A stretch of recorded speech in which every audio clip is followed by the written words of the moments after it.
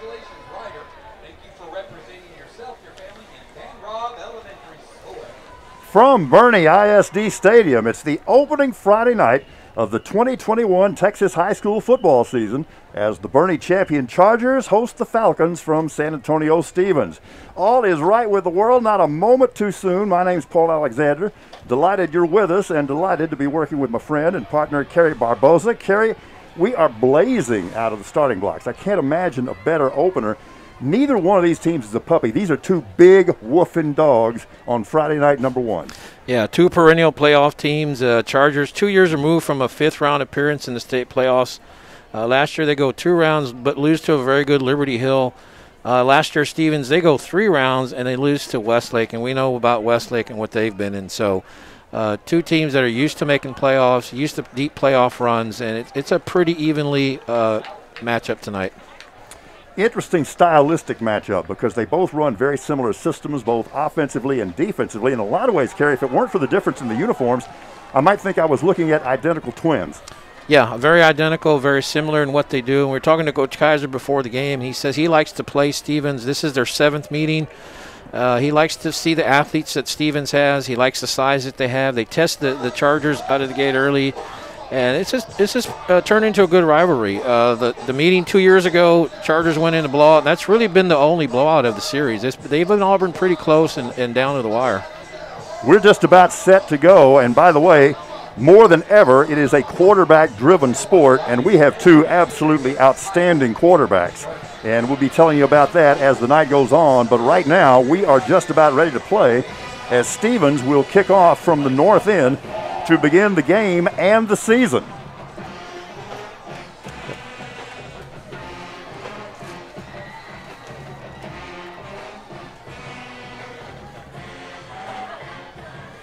And kicking off for Stevens is Theo Caballero. And one more thing, we got 2 really outstanding kickers here. I mean, guys with big-time legs. And we got some speed guys here returning for the Chargers, Ryan Brandon and Davis Pike.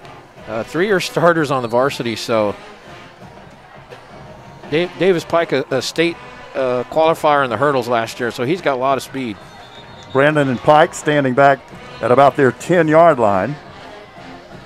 So the Boerne champion Chargers will get the ball first. They're going to switch balls for some reason. I'm not sure what happened. That's not one of these deals where the kicker has a pet ball, is it? I don't know. They stopped the game and they blew the whistle and made them switch balls out. Well, they are going to swap it out. Oh, they were going to kick a Charger ball, I think, is what the issue was. I think you are correct. Everybody getting things sorted out here on opening night. And with this, we're playing the great game. Kickoff will be taken just inside the 20-yard line and returned to the middle of the field. There's a gap there. That is a good return. That is an outstanding return by Ryan Brandon. And with that, the champion Chargers are going to have great field position on their first possession of the season. Yeah, starting inside Falcons territory. Good return by Brandon. He's one of those guys we said he was a starter as a sophomore. So was Davis Pike, and he's a baseball guy, but he's a great athlete above all things, and you saw that right there. Ball spotted in Stevens territory at the 45-yard line. One of the 2 outstanding quarterbacks we've been talking about, Carson Kaiser for the Chargers. More on him. He is an outstanding prospect, a left-hander and very accurate. On first down, they throw the bubble screen to the far side. And once again, the receiver makes a nice move here, and that's the guy that we saw on the kickoff return, Ryan Brandon, and he's got a worthwhile gain on first down. Yep, you're going to see a lot of Brandon and Pike. Both started at sophomores, like I said. Brandon's kind of the underneath guy. Pike's got a lot of speed, so he'll stretch the defense for you. So you kind of got the under and overneath type guy. Gain of almost 3, 2nd and 7, trips to the near side. They'll keep it on the ground, and that's the first carry of the night for the outstanding champion running back, Alex Rodriguez. But it's still going to be 3rd and relatively long for the champion Chargers. And champion, they like to go in a hurry. They don't huddle a whole lot. They pretty much stay on the field. They call in the plays from the sideline. This time they go with the pistol formation with Rodriguez standing behind the quarterback Carson Kaiser. H-back motion across the formation. It's a high snap. It's actually kind of rebounded basketball style by Alex Rodriguez. He gets nothing. So after Bernie Champion gets the outstanding kickoff return. They really haven't done much with it from this point. So we'll see what they elect to do here. And you've told me on numerous occasions, Kerry, that Coach Keith Kaiser is a gambling man. Yeah, he is. I wouldn't be surprised. Of course, Kaiser is also your punter, so let's see what they do here. From the pistol, again a high snap. Kaiser floats to the left side, throws deep down the middle, got a man wide open, caught at the 2, touchdown, and into the end zone. Davis Pike. Well, we're talking about Pike's speed. He's a guy who was at state track meet in the 100 hurdles and 110 hurdles, excuse me, and he can stretch that defense. You saw him got behind the defender a good 2-3 yards, and just a matter of getting the ball. Kaiser did a good job of finding him down deep, making a nice throw. Pike has to adjust a little bit, but he makes the adjustment, makes the catch, touchdown. Here's the PAT attempt. It is blocked, and remember, you can return it, but the guy that got the carom is knocked down immediately, so they fail to convert on the PAT. But early in the game, we got 10:18 left in the first quarter of the season, and already Bernie Champion leads this one by a score of 6-0. Back in a moment on the Chargers Sports Network.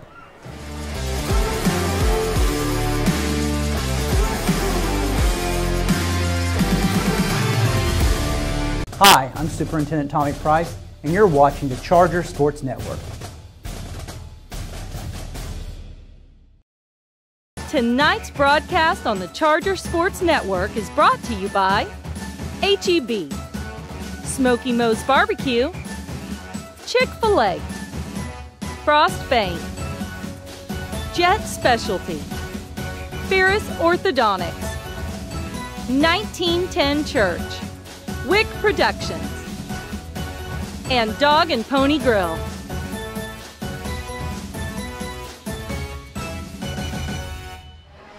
Bernie Champion Chargers score a touchdown on their first possession of the season. They fail to convert on the PAT at 6-0. Here's the kickoff. It's a good one, taken and fumbled at the 6-yard line. Now returned to the near side. Excellent pursuit. Everybody stays in their lane on that kickoff coverage team. Nice job of covering that kick, and with that, we'll get our first look of the night at the Stevens Falcon offense. And they're quarterbacked by a really, really good signal caller as well, KK Brashears. And one of the things that we've noticed about him, Kerry, is he does an excellent job of climbing the pocket. You know, a lot of times, especially a young quarterback, when they get in pressure, they retreat from it, but he steps up in the pocket. Yeah, he's a bit more of a scrambler than Kaiser is, but they're two veteran guys, both starters last year, so they bring a lot of experience to the most important position on the team. Start the drive from the 17, from the pistol. Play fake. They throw far side. It's incomplete. It was intended over there for Devin Idar. Skips off his hands, so it'll be 2nd and 10. And Jacob Caraway over there on the coverage, and it was almost a tip drill interception. Ball got away from the receiver. Had time, just not able to get it out there to him.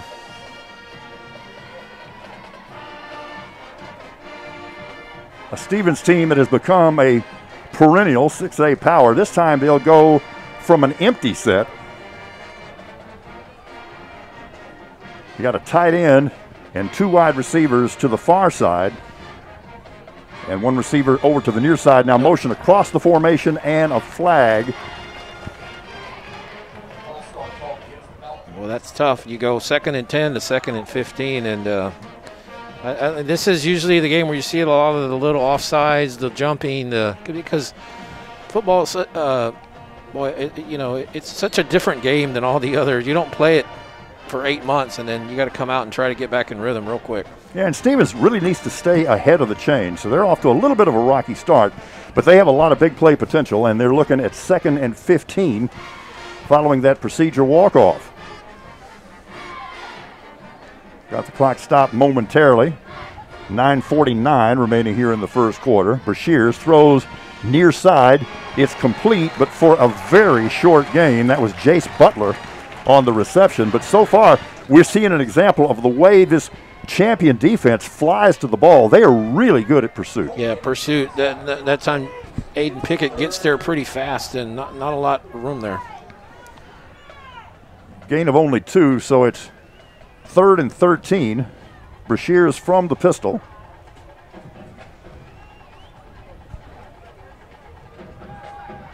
Again, steps up in the pocket, throws it, actually threw a really good ball that skipped off the hands of the intended receiver, Devin Idar. And that is an outstanding job by the Charger champion defense, and they stand to get the ball back in really good field position, already leading 6-0. Well, three plays, all passes. 2 of them hit the receivers in the hand. Argue how catchable they were. They were, those are ones, you got to try to help your quarterback out, but Chargers catch a break. They don't catch those, and they got them pinned back pretty deep. They're going to have a chance at another pretty good field position here. Brashears, the quarterback, is also the punter. High snap. He pulls it down, gets it away. Relatively low tail-dragging kick. That's going to die out and then take a little bit of a champion bounce back into Falcon territory. So once again, Boerne Champion is going to have outstanding field position. This time they'll start this possession from the Falcon 44. Not bad when you start your first 2 drives of the season in the other opponent's territory. That's pretty good. Short fields to work with.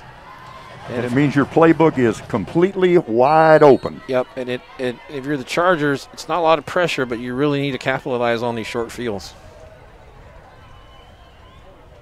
This is the Charger offensive line that starts all seniors. And any coach will tell you that if you have an all-senior offensive line, you're in pretty good shape. On first down, just a shovel quick pitch to the far side. Ball carrier is going to be tackled behind the line of scrimmage. And on the carry, that's Alex Rodriguez. Well, Amos makes a tackle for the Falcons, but it was Mateo Lara that got in there, kind of blew up that play, and he forced Rodriguez to keep going wide, didn't let him turn upfield, and that's where the loss came from. This time from the empty set, as the Chargers set 3 receivers to the near side. Now they motion the back, Rodriguez back into the backfield. Kaiser floats to his left, really has nothing there, and just throws it out of bounds. And a pretty good job of cutting off that half of the field by the Falcon secondary. Yeah, and sometimes just throwing it like that, just throwing it away, throwing it out of bounds, that's your best play. Live to fight another down, and you converted a 3rd and long the last time you had the ball. And you're probably in 2-down territory here anyway, so you don't have to get all of this back probably. So that was the right play, the smart play by Kaiser on that. It's 3rd and 13. Kaiser from the gun. Rodriguez standing alongside. 3-man pressure by the Falcons. Kaiser, plenty of time, throws over the middle dig route. It's incomplete. Good man coverage there. It was intended for Ryan Brandon, but they couldn't make connections. So now, Kerry, we'll see what they are going to do on 4th down. This time 4th and really long. A little bit of contact, but yeah, and I think that's the down. I think the distance is the issue here. Last time they were 4th and 7 when they went for it. 4th and 12 rather is a little bit tougher, but that's the beauty of having your quarterback being your punter. You can do all kinds of fakes out of this formation if you want to. Both quarterbacks also serve as their team's punter. So Kaiser standing back at his 41-yard line, heavy pressure, gets it away. There is a flag, and this is going to be roughing the punter. Yep. And you thought maybe that the punt was deflected, which would have negated the penalty, but apparently not. Well, that was good penetration by the Falcons defense. They got in there. They just, you just got to space it out to where you got to allow for him to take his steps and then get the punt away. He just kind of ran in with too much momentum, and he routed into Kaiser. And that's kind of a dangerous spot for the kicker. That's why they call those penalties, because he's kind of exposed when he's got his leg up. He's kind of vulnerable. He can't really protect himself. Yeah, and maybe too deep an angle by the guy that was rushing the punter, because you want to cross in front of the kicker's leg and not run into him. And that really bails out the champion Chargers, because they'll get a 1st down and keep this drive alive following the personal foul penalty. Yeah, let's see how they mark it. But, so far Chargers have not been able to get the run game going. They've gone to Rodriguez twice. He's kind of been stuffed both times, and so they know, they want to get him going. He's a 1,000-yard rusher from last year. Had 1,048 yards, 12 touchdowns. He was kind of came on as a surprise last year, had a very good year. And, they want to get him going with his speed and cause some problems for that defense. Watch for this adjustment. That Falcon defense is so fast and they run so well laterally. And Rodriguez has had a hard time getting outside, so look for them to start running that zone read in between the tackles, vertical. Well, they're bringing the offense, looks like, back out on the field. Well, this is interesting. They're going to call this running into the kicker as opposed to roughing. So it's a 5-yarder, So basically. exactly. So they don't get the first down, but they do get to repeat fourth down. And now that they've moved the ball a little bit and they don't have quite as far to go, they still decide they're going to punt the football with Kaiser standing back at his 45-yard line. Maybe. Maybe. The punt's away. Fair catch is called for and made at the 12-yard line. And we'll keep it right here as Bernie Champion leads the Falcons from Stevens High School by a score of 6-0. And so far, it's been a field position game. It's been great for the Chargers and not so good for the Falcons, at least to this point in the game. Yeah, and that time, Champion had started at the 44. They're not able to do a whole lot that time.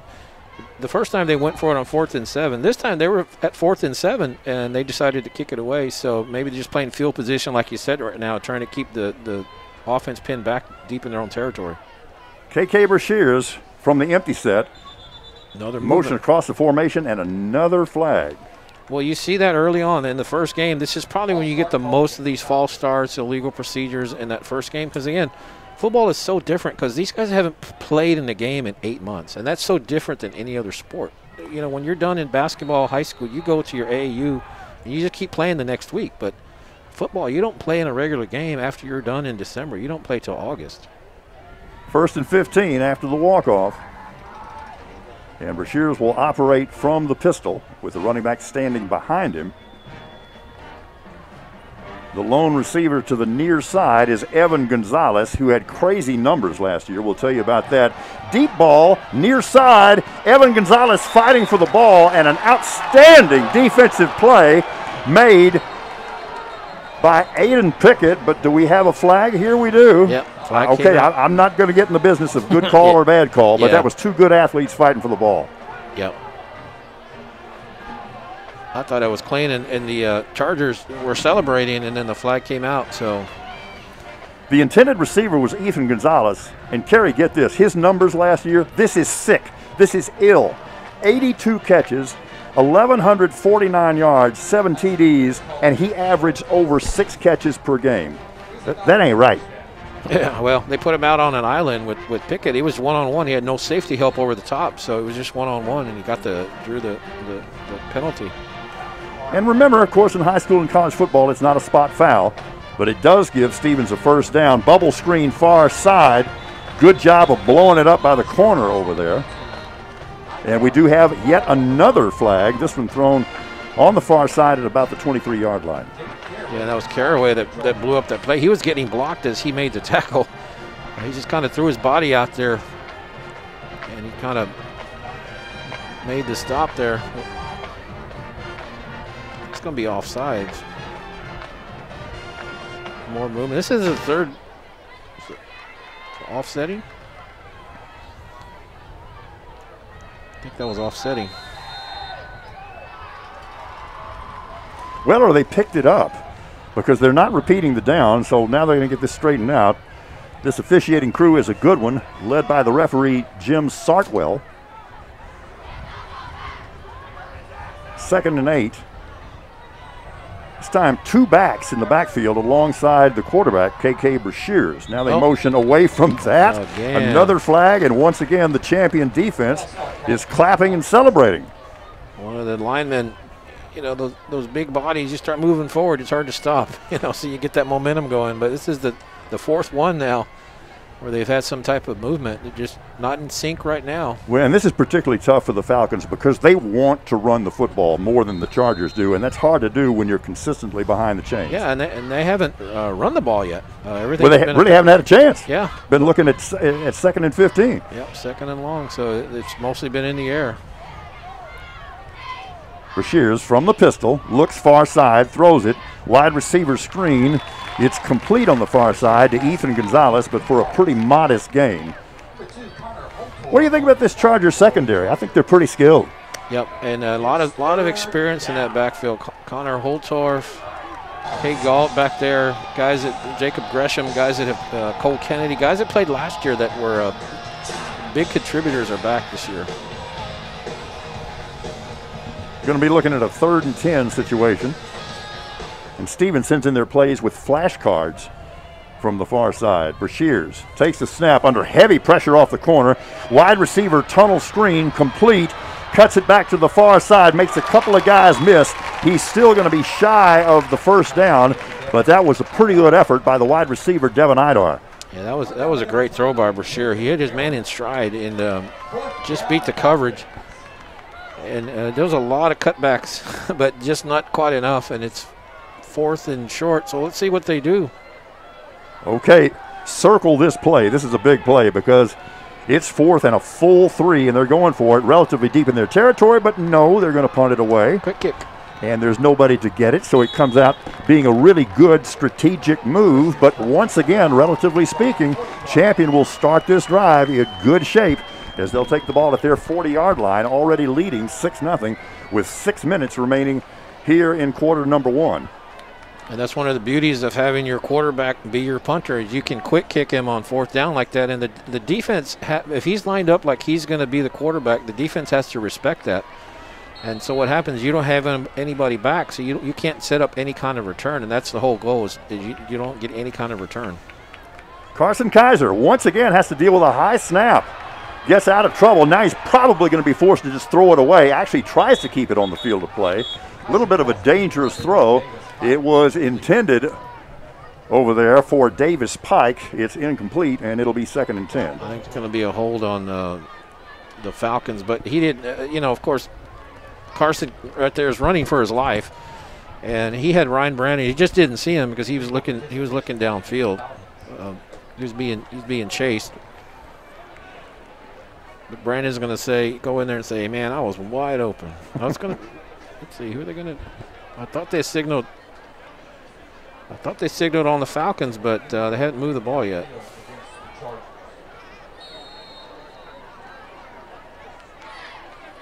Well, they must have just picked it up because it's 2nd and 10. Yeah. Kaiser from the gun.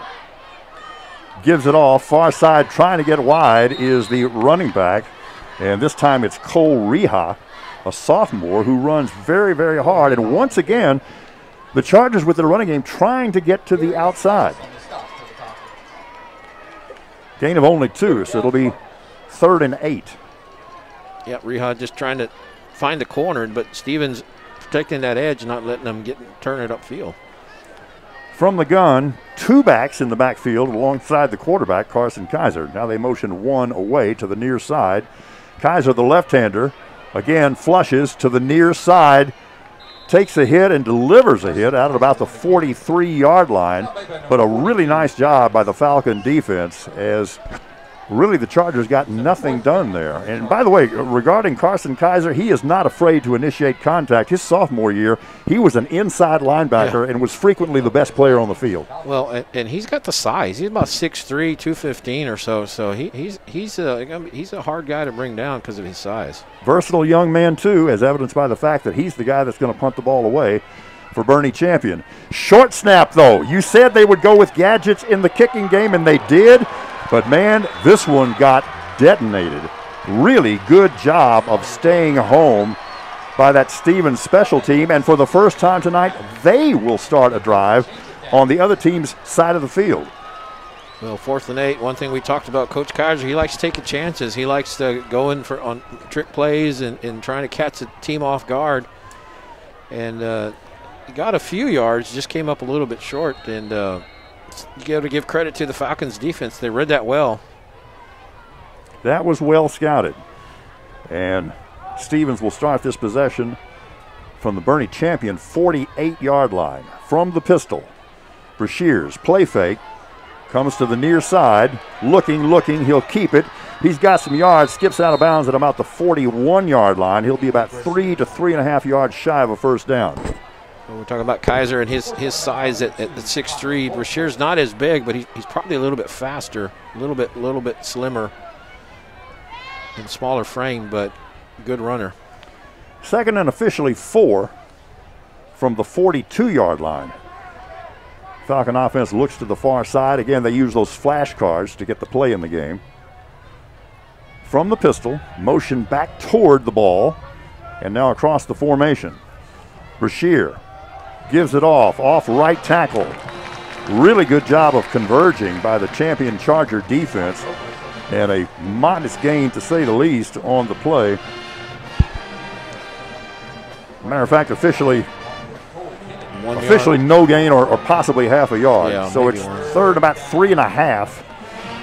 Again, Chargers from that 3-man defensive front. They'll play either a 3-4, in some cases a 3-3 nickel. That was Brandon Anton that time making the stop for the Chargers.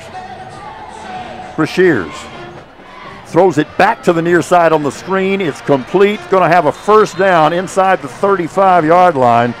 Goes the receiver there, the tight end, Gabriel Cook, and that was a beautifully designed play. A throwback off the screen action. And Anton was the one covered him. Anton tried to rush, and he realized his man was going to go out, so he tried to go back and catch, and he made the tackle, but not before they get the first down. Ball spotted at the 32. Stevens looking for their first score of the night. They trail 6-0 as Bernie Champion scored on their first possession coming off the opening kickoff. Throw, screen, near side, complete. Ethan Gonzalez, not much there. It's almost like an extended handoff. It's almost like a glorified running play. Yeah, basically, and they're near the sideline, so that's kind of like an extra defender when you throw a ball near the sideline. That kind of helps the defense out. It was still worth the effort as it got about 4.5. So second and very manageable for the Stevens Falcons. Coached by Anthony Boykin. We have two outstanding head coaches operating this game tonight. Throw deep far side. There is contact there. Yeah, that one was pretty definitive. That's going to be pass interference down inside the 5-yard line.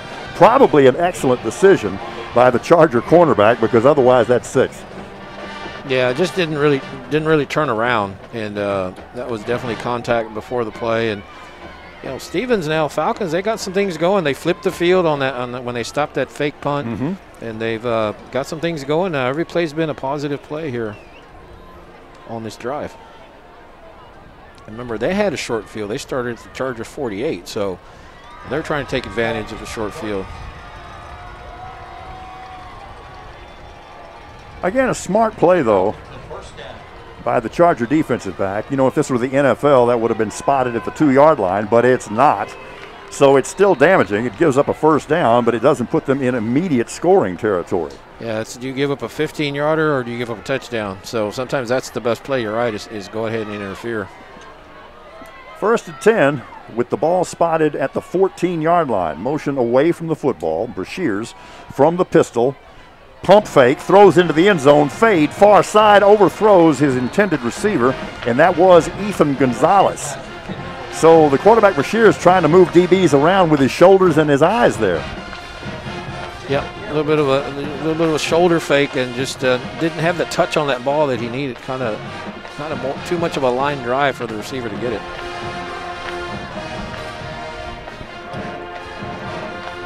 So after the incompletion, it's 2nd and 10. Ball at the 14-yard line. 3:13 remaining here in quarter number 1. Quick throw, near side, complete, wide receiver screen. And that's Devin Idar on the reception, who's rallied nicely. He had a couple of balls skip off his hands early in the game, but he's really settling down now. That's a good effort. Yeah, he's not getting up, though. He's still down. Hope he's okay. You hate to see that this early in the game. Still very much a sport of sportsmanship as players from both teams taking a knee.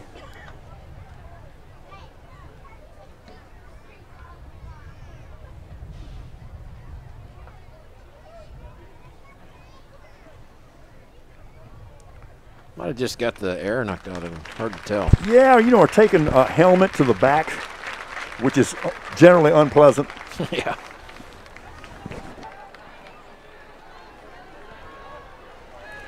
Did a nice job there, though. He got a full 5 yards. So it's 3rd and 5 with the ball spotted between the 8 and 9-yard line. Falcons might be in 2-down territory as well. Let's see what they do here if they don't get it. From the pistol, the running back is Juan Robles. Throws into the end zone, quick pop pass. That is easy money as it's complete to the tight end H-back, Gabriel Cook, for the touchdown. So Stevens takes it 48 yards on the drive. They've tied the game at 6, and now we'll see what happens on the PAT. They line up in this swinging gate and we'll see how Bernie Champion adjusts. Yeah, Champion, they don't have the guys in the right spots. They got to take a timeout. Well, and here's the thing. If nothing else, Stevens made Bernie Champion burn a timeout there. Yeah. So what they do, they go in the swinging gate, they see how the defense lines up, and based on how the defense is guarding that swinging gate, then they decide what they're going to do from there. Chargers just didn't have enough guys on the right guys, so there was some mismatches. That's why they burned that timeout. Now, who was Champion High School named after? Samuel B. Champion, legendary principal. Okay. Who was the first football coach at Champion High School? All right. So after they make Bernie Champion burn a timeout, this time they'll just kick it. And this is a really good kicker. This is one of the better kickers in the area. And on this PA attempt is Theo Caballero. Ethan Gonzalez, the holder. Caballero's almost got like a smooth golf swing. Really gets explosion off the ball as well. Good snap, down cleanly on its way. It's good, and right now that PAT is the margin in the football game as Stevens takes the lead at 7-6. Remember that Bernie Champion failed to convert on the PAT following their touchdown to start the game. 2:54 left in the first quarter. Back in a moment. Stevens leads it 7-6. We thank you for joining us here on the Charger Sports Network.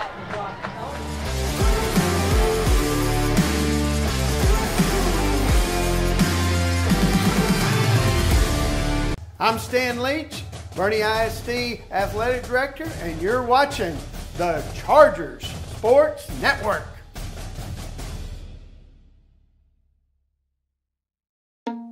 Hi, I'm Scott, and I love Chick-fil-A nuggets because the flavor is unparalleled. As soon as you bite into them, you're in a happy place. The seasoning is perfect. Hey, I'm Giovanni, and a little thing I love about Chick-fil-A nuggets is that they're perfectly breaded. There's just that right amount of crisp. I don't know what they're doing in the kitchen, but it's pure magic.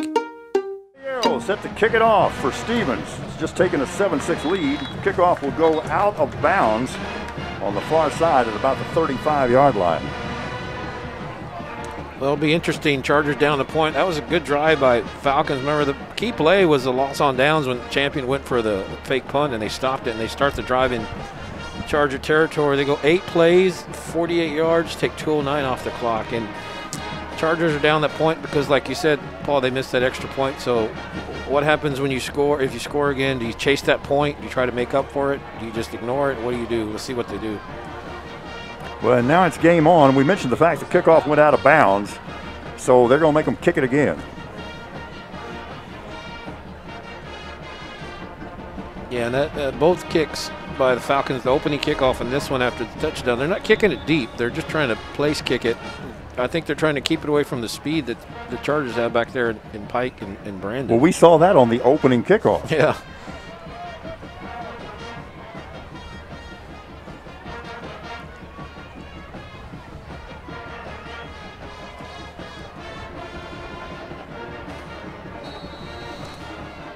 We were talking before the game, we were down on the field. Falcons, the uniforms are that red and silver kind of remind me of the old Robert E. Lee Volunteers, Tommy Kramer, all those guys. Pat Rocket, yeah. Yep, Richard Osborne.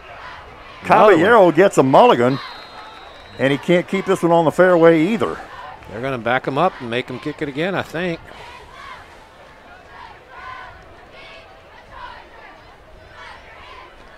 Again, they're just trying to place it down the sideline, but keeping away from the speed guys. But so far, it's not worked for them. Charger fans, don't forget to visit the home side concession. You will find Chick-fil-A sandwiches, sweet tea, and lemonade.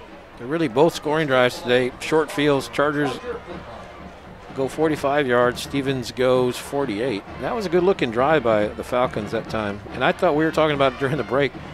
I think on that touchdown, I think Champion and Coach Kaiser thought that there was some movement on that line that they didn't call, and they kind of let it go. It was kind of a bang-bang play, and they let it go. But I think Kaiser was arguing there was a little bit of movement on that play. Tight end Gabriel Cook was sure wide open. 6'2", 215. Here's the third kickoff attempt. This one will be fielded at about the 13-yard line. Return to the middle of the field. Couple of nice moves. Still alive, got the edge. This is a problem for Stevens. He has a chance to take this one to the house. 10, 5, all the way. Touchdown.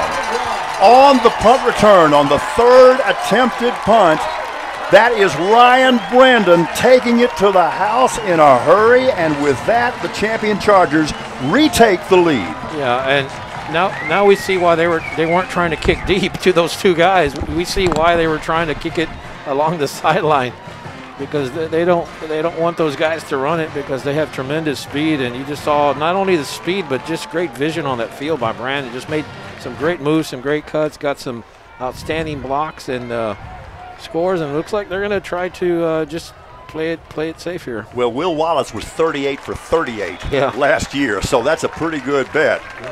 And he gets this one to go. So with that, we got a timeout on the field following the touchdown, with Bernie Champion leading this one by a score of 13-7 late in the first quarter. Back in a moment. Thank you for joining us on the Charger Sports Network.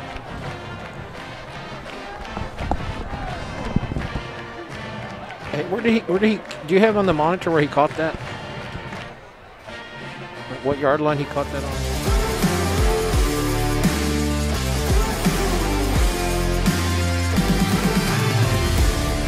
Hi, I'm Gina Devane, the Bernie ISD Athletic Secretary, and you're watching the Charger Sports Network.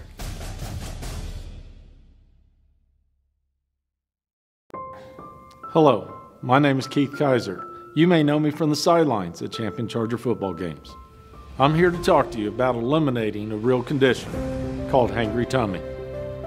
Symptoms include irritability, inability to concentrate, lack of energy, and the most common symptom,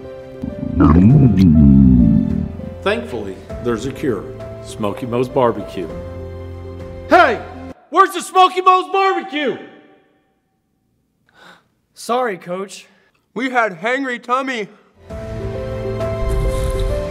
Another Smoky Moe's Barbecue success. Ryan Brandon takes that punt to the house for the Chargers. We'll call it about 70 yards. Here's the kickoff, as Bernie Champion has retaken the lead. It'll be fielded and returned on the far side, and picking his way across the 30. Really a pretty nice return there by Juan Robles. And Stevens, who looked good on their last offensive possession, now finds itself once again trailing by 6 at 13-7, and they'll start this drive from right at their 34-yard line.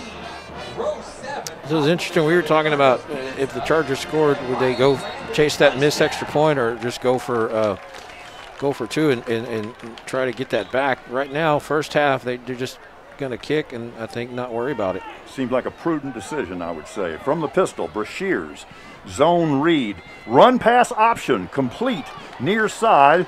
Receiver gets it out across the 40 to about the 42, and on the reception, that is Devin Idar. It's good to see him back in the game after suffering an injury momentarily a few moments ago. Yeah, Brendan Holland and Kate Gall on that stop. That was he threaded the needle on that throw. Brashears did. Good throw. And that was a true run-pass option. You know, a lot of times you hear people describe what is basically just a play-action pass as a run-pass option. That was the real thing.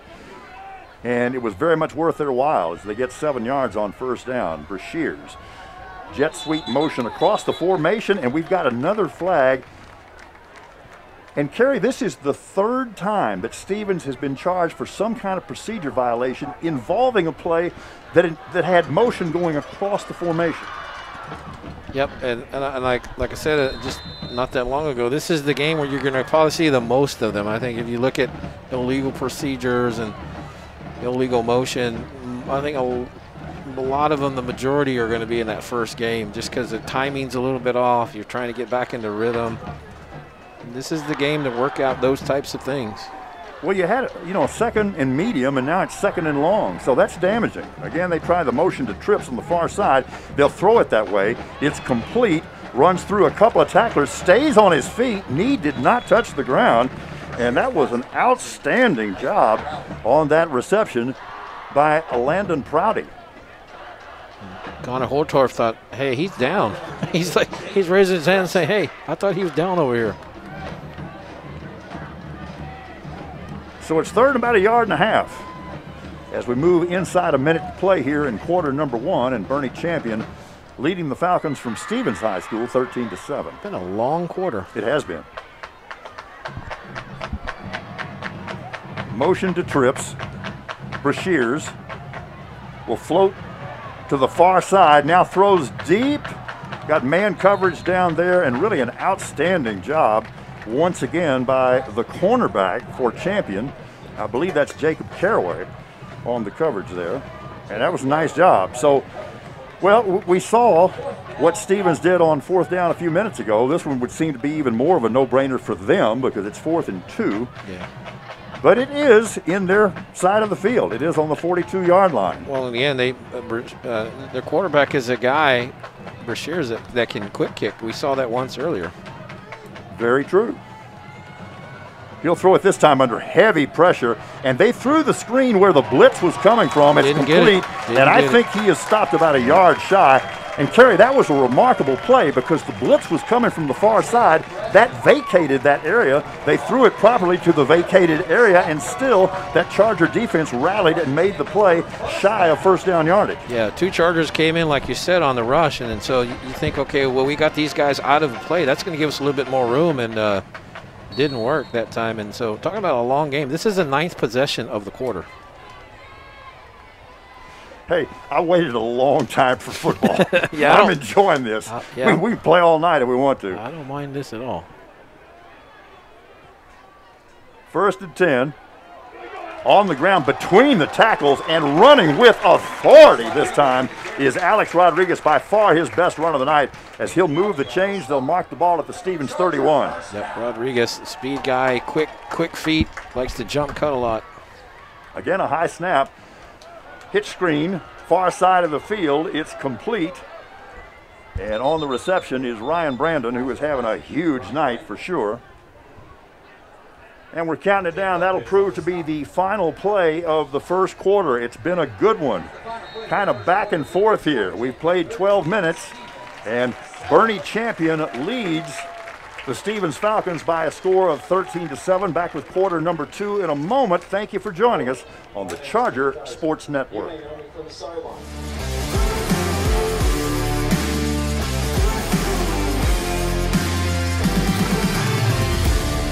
Hi, I'm Gina Devane, the Bernie ISD Athletic Secretary, and you're watching the Charger Sports Network.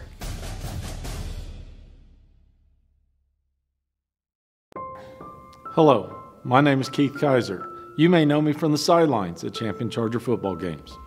I'm here to talk to you about eliminating a real condition called hangry tummy. Symptoms include irritability, inability to concentrate, lack of energy, and the most common symptom. Thankfully, there's a cure, Smoky Moe's Barbecue. Hey, where's the Smoky Moe's Barbecue? Sorry, Coach. We had hangry tummy. Here we go, quarter number 2 in Bernie, with the Champion Chargers leading by a score of 13-7 over Stevens. 2nd down. Kaiser throws far side. It is complete, but that is an outstanding play by the cornerback for Stevens as Leonard Adams comes up and applies the wood there. Cannon Brooks with the catch that time. Short gain. 3rd about 4. As Carson Kaiser looks to the near side to get the play from offensive coordinator Travis Chrisman. Running play, nothing doing there whatsoever. So once again, it's going to be decision time on 4th down. Keep in mind that the Chargers have a really outstanding field goal kicker who only missed 1 field goal last year, was good on all 38 of his PATs. I'm talking about Will Wallace, but Will's not going to be able to take his sweatpants off right now because he's not going to get on the field. They'll go for it on 4th and almost 5 yards. Yeah, it'd be about a 42-yarder if they kick it. Looks like they're going to go for it, though. Carson Kaiser from the pistol. Alex Rodriguez standing to his left. Kaiser under pressure, flushes to the near side, trying to get the corner. Actually threw the ball with his left hand so he could get it out of bounds. Very versatile athlete. But once again, a really tough job of stiffening up there by the Stevens defense. Yeah, now that one I would tell Carson, just throw it, because it's 4th down. You're going to have to give it the ball anyway. If they catch it in the end zone, it comes out to the 20. You could draw maybe an interference call. Just throw it, and you know, maybe he catches it at the 1, and so it's like a little short punt. So just throw it into cover and see what happens. Point taken. Stevens takes control just outside their 26-yard line. KK Brashears, the senior quarterback, throws far side, complete. 1st down yardage, gain of about 11. And that appears to be their bell cow receiver, Ethan Gonzalez, on the catch once again. And I know I said this earlier, but I still can't get over these numbers. A year ago, 82 catches for over 1,100 yards. I'll tell you, Gonzalez, he almost broke that one. He almost got into the open field. And that would have been a foot race. That would have been a tough one there for the Charger defense. They get the 1st down. Nose the ball at the 37-yard line. Chargers in their 3-man defensive front. Motion to trips to the near side. Brashears, play fake. Under heavy pressure, comes near side and does just throw this one away. And this is really interesting. Both these quarterbacks, both of these offensive coordinators going with a lot of rolls that kind of cut the field down. You know, you're operating with one half of the field, and I expect they'll both kind of adjust out of that because both defenses are doing an outstanding job of handling that. Good job by the Charger defense that time. Really, first time they put a lot of pressure on Brashears, kind of flushed him from that pocket and made him throw it away. Hadn't seen a whole lot of pressure on him tonight. From the pistol, 2nd and 10, following the incompletion. A motion back toward the ball.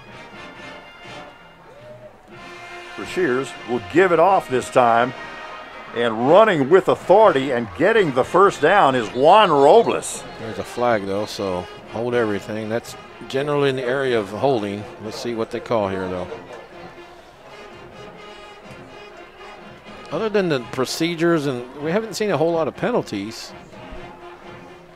We've had one interference. This is going to be the hold.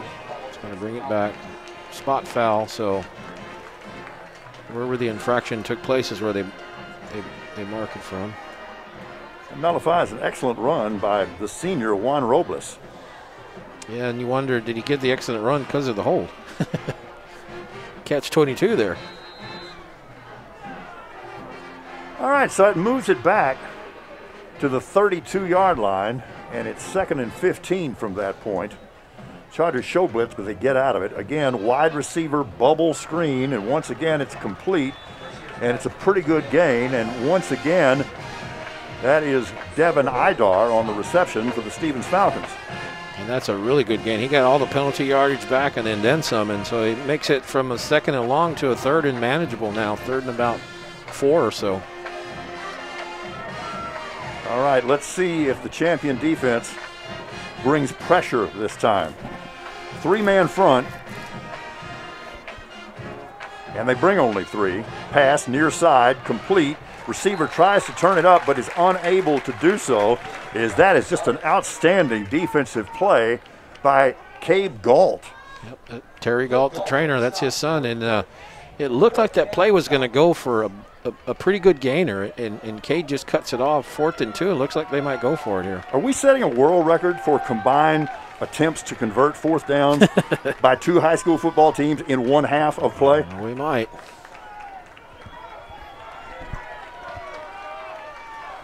Three-man front. Here we go on 4th down. Off the zone read, the quarterback didn't get it. Will keep it, and he will be stopped short. KK Brashears is not going to get it. Opportunity time for the Bernie champion Charger offense. That's a 2nd straight possession by the Falcons where they've gone for it on 4th down, and really they were both 4th and short, 4th and 2 on both of them. And champion defense, great job of stuffing the plays and not even allowing 2 yards. Would not shock me if the champion offense went for the whole thing right now, because that has to be kind of psychologically damaging for Stevens right now. That's frustrating. And the champion Charger offense with great field possession and a really great quarterback. You know, I looked at him an awful lot on video from last year, and Kerry, he has a lightning delivery. Yeah, great. He's a strong arm. He's a pitcher. He was their #1 guy last year as a pitcher for the Charger baseball team. On first down, Kaiser throws far side. It's complete, but actually it's going to be for a loss of yardage, loss of about 2. And once again, we are seeing the speed, quickness, and recognition of this outstanding Stevens Falcons defense. Yeah, and we're talking about arm strength. We saw the arm strength right there by Kaiser throwing on the run. That was a line drive to the guy. Uh-oh. Ball's on the ground. Kaiser gets on it. And the Charger offense has had some problems with the snap tonight. They've had a couple of high snaps. That one probably was just Kaiser's eyes were probably off the ball. But that has been a problem for them so far. And they lose yardage on second down just as they did on first down. So it's 3rd and almost 15 with the ball now back in Charger territory at the 49. Yep, and Kaiser's a big kid, 6'3", so if he's having to reach up, that snaps up pretty high sometimes. Kaiser, play fake, under pressure, flushes, far side. Left-hander has to throw it, tries to skip it in there, and we'll see now they're going to call that an incomplete pass. I think. Yeah. Ball skipped off the turf. Yeah, I went to Cannon Brooks. It was a one-hopper, basically. He just kind of trapped it. What, it's 4th and 14, and they're not going to go for it? They've got a punter on the field. This is exciting. They've gone for it 3 times. The Chargers have, and they had that 1 touchdown. The other 2 times they were stopped by the Falcons defense. So we've had 5 4th down tries in quarter and a half, basically. Kaiser, the punter, takes the snap, gets it away, deliberately hits it like a 1-iron, and this is going to roll inside the 10, and this is going to end up being an outstanding punt. They're not going to kill this until it gets all the way down to the 1-yard line. Brilliantly executed.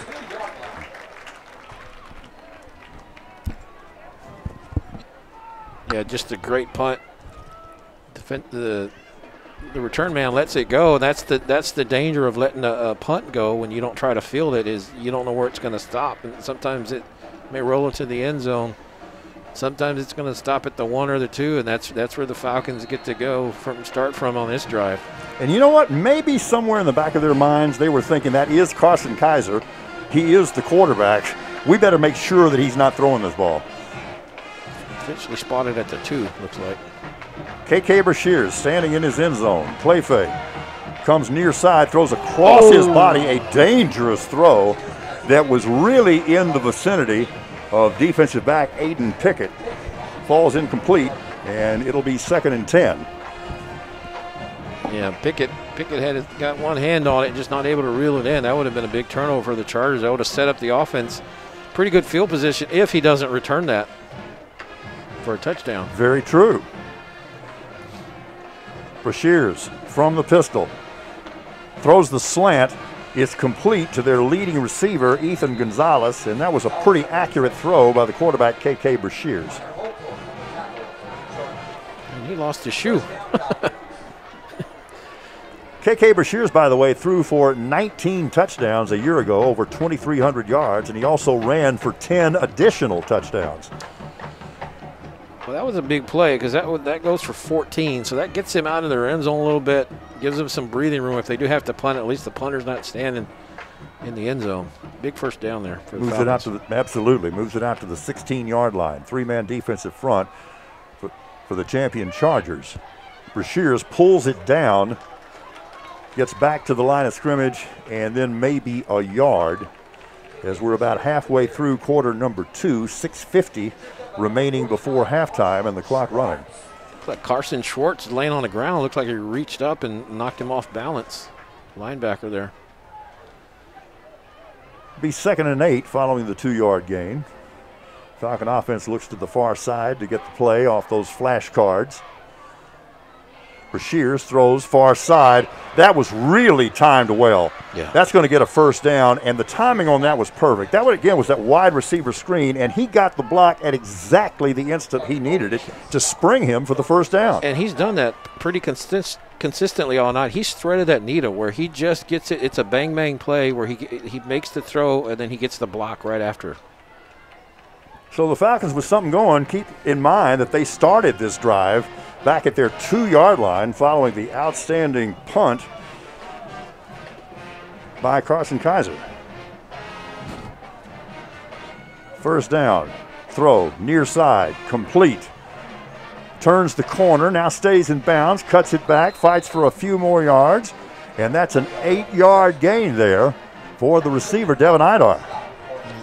Idar did a good job of staying in bounds and fighting for a few extra yards. Look, he had a chance to get out of bounds, but he stayed in and got 2 or 3 extra just because of that second effort. Officially a 9-yard gain. So second and short, a situation that the Falcons really haven't found themselves in very often here in the first half of the season.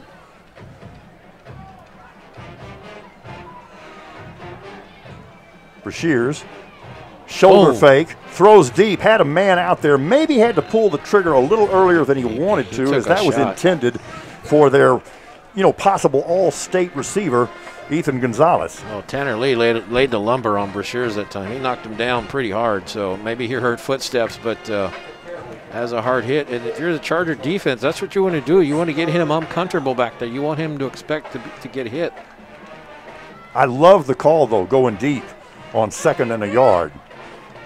Kind of playing with house money there. So now they're facing a 3rd down situation and still needing that 3 feet.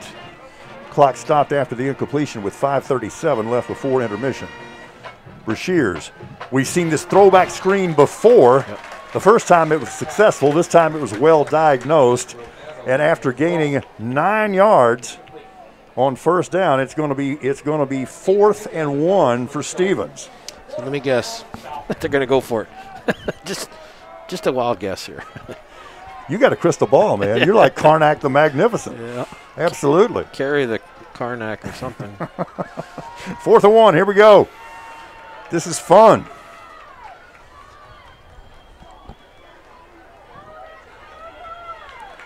Two backs back there with Brashears. Now they motion one toward the sideline. Got it. They throw it. They got it. Pitch and catch. First down, move the chains. Well, it was a matchup problem for the Chargers. They had 2 receivers, only 1 defender. So one of them was going to be wide open because the one guy can only cover 1 receiver. So the other one caught it and didn't get a lot of yards, but he got enough for the first down. Well, it was pretty well-designed play, too, because they motioned a wide receiver out of the backfield, and that's what created the numbers problem there. Yep. Got out isolation, like you said, and good conversion. First down from the 47. Brashears to the near side. The right-hander turns his shoulders, had a man open at about the 42-yard line, but the momentum of the quarterback carried the pass away from him. Incomplete pass. It'll be 2nd and 10. Well, they brought in the pressure that time. The blitz comes from Cole Kennedy, came up the middle. He got hit a little bit, but Brashears felt the pressure, and he started rolling to his left.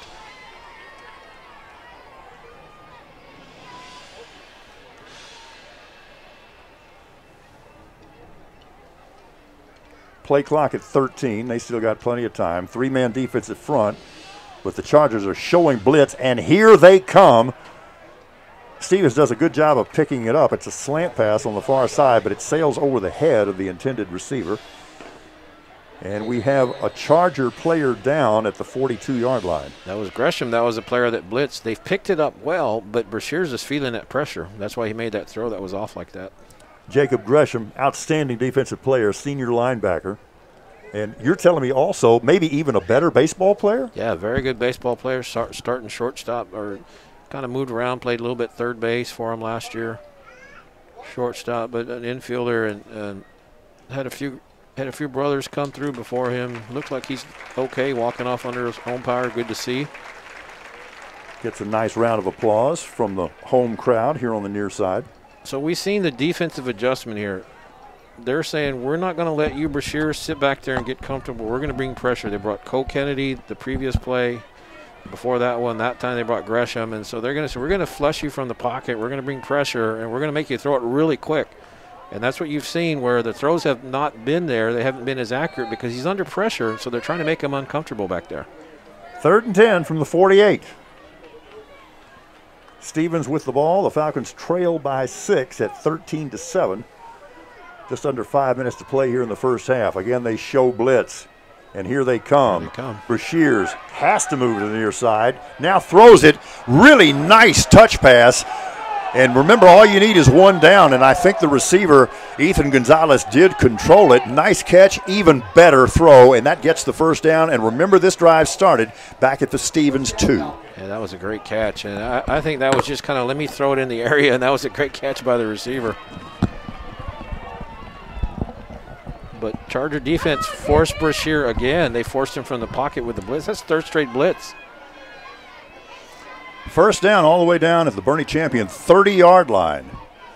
The motion Gonzalez out of the backfield, and we've got motion and a flag before the snap. Well, Chargers have blitzed the last 3 times, and they were showing blitz there, and one of the linemen just kind of jumped. So, they're just trying to move Brashear around back there, not let him set his feet, make his throws.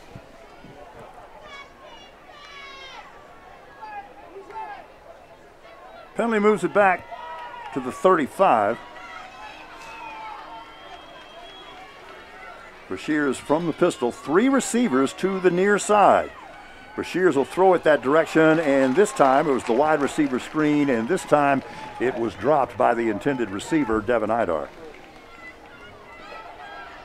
We hadn't seen the drop in a while for the receivers. The Falcons had a couple early in the game, but since then receivers have been pretty sure-handed, except for right there. You know, it's been notable how many wide receiver screens we've seen by both teams in the first half, and I think the biggest reason is I don't think either team is confident they can protect their quarterback in the pocket. Yeah, and neither's running the ball, I don't think, like they would like so far. Passing play on 2nd and 15. Uh-oh, we're going to have a personal foul. We're going to have a personal foul on that one. Yeah. Something going on after the play, and it was a body slam wrestling move. And they're going to give him a little talking to and say, you know, you just kind of hurt the team there a little bit, and given you would have had him at 3rd and long and 3rd and 15. Now it's going to be a 1st and 10 probably. It absolutely is. That's a personal foul, absolutely. So a mental mistake for sure. It's early. People make mistakes. Plenty of chances to atone. But it does cost them a bunch of yards because this is going to move the ball all the way down to the 20-yard line. Yep. So instead of a 3rd and 15 at the 35, it's 1st and 10 at the 20. Big play right there. Stevens has already moved the ball 78 yards on this drive. They're nickel and diming the Chargers right now. Brashears with 2 receivers to the near side, ball on the far hash. Takes the snap, throws it into the end zone. Receiver trying to separate, and does, and that is a touchdown. That is a 20-yard touchdown pass from KK Brashears to Ethan Gonzalez. Could not have been timed or thrown any better, and that was a 98-yard touchdown drive. Yeah, that was a great throw by Brashears. Put it right where either the receiver's going to catch it or it's going to go out of bounds, and that's what you got to do when you throw those sideline routes like that. So right now we're tied at 13 all. And the prudent move here is exactly what they're going to do. They're going to just try to kick the PAT as they have an outstanding kicker in Theo Caballero. So he's trying to give the Falcons the lead. Ball down cleanly on its way. Zero problem with that. So with that, Stevens retakes the lead at 14-13, 4:23 left before halftime. Back in a moment. Thank you for joining us on the Charger Sports Network.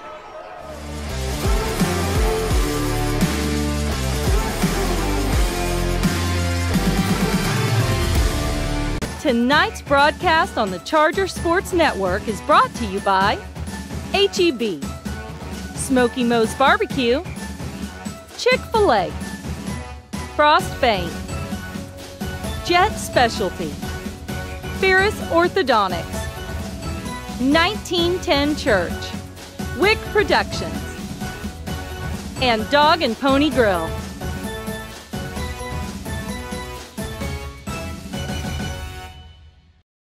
Ladies, that is how you execute. Stevens back on top, 14-13, following that 20-yard touchdown pass. Set the drive, partner. What happened there?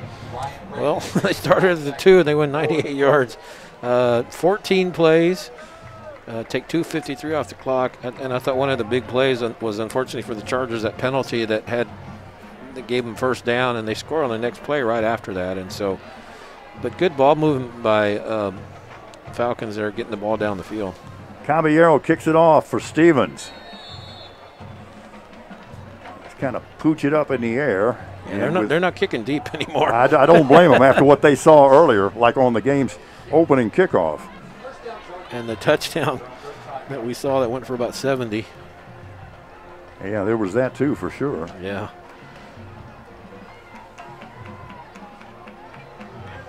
All right. So the Chargers with the ball at their 35-yard line, and they have 4 minutes and 20 seconds with which to work before halftime. Carson Kaiser, the quarterback, this time a low snap. He has to pick it up, and there's not much he can do there except just try to hold on to the football, and it's going to cost his offense 5 yards. That has been a recurring problem for the Charger offense so far. Yeah, just snaps have not been 100% accurate, so the other ones have been high. That one you said a little low there. But either way, they're both problems. 2nd and 15. Stevens showing blitz, and that prompts motion by the Charger offensive line. So what was 2nd and 15 is going to be 2nd and 20. Yep, and so far Chargers going backwards on this drive. 2 negative 5-yard plays in a row. Kaiser, play fake under heavy pressure, steps up, gets away.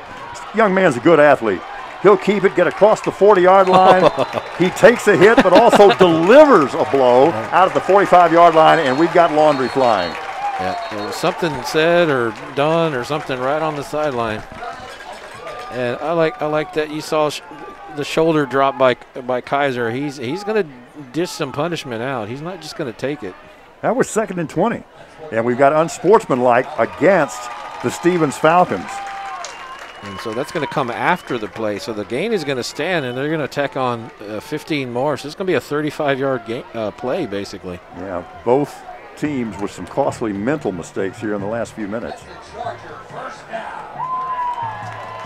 Moves the ball all the way to the Stevens 40-yard line.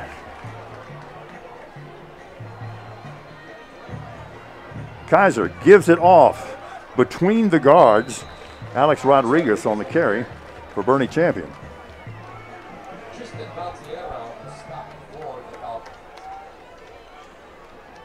Well, I like the physicalness of Kaiser. You're going to bring him. You're going to hit him. He's going to make you pay. You're going to have to hit him pretty hard to bring him down. He's a nightmare for linebackers and DBs. Oh, great play fake. And they run it right up the middle, and maybe their most effective running play of the night by Alex Rodriguez. Nicely executed, and the Chargers quickly get back to the line of scrimmage.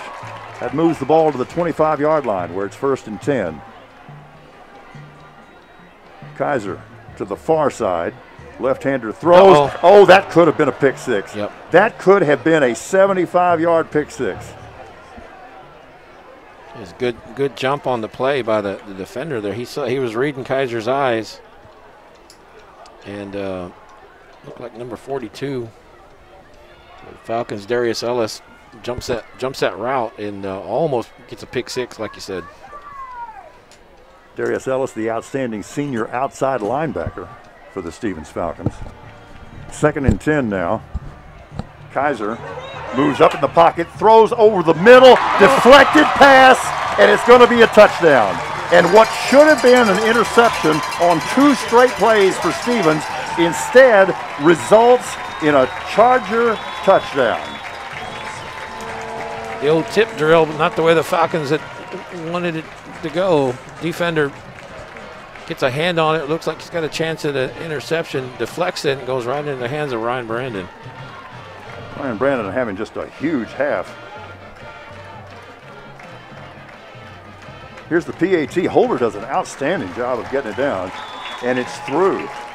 And we've seen a couple of impressive drives by each offense here in the last waning moments of the first half, and with that, the Bernie champion Chargers retake the lead at 20-14. We still got time for some more fun before halftime. Back in a moment. Thanks for joining us on the Chargers Sports Network.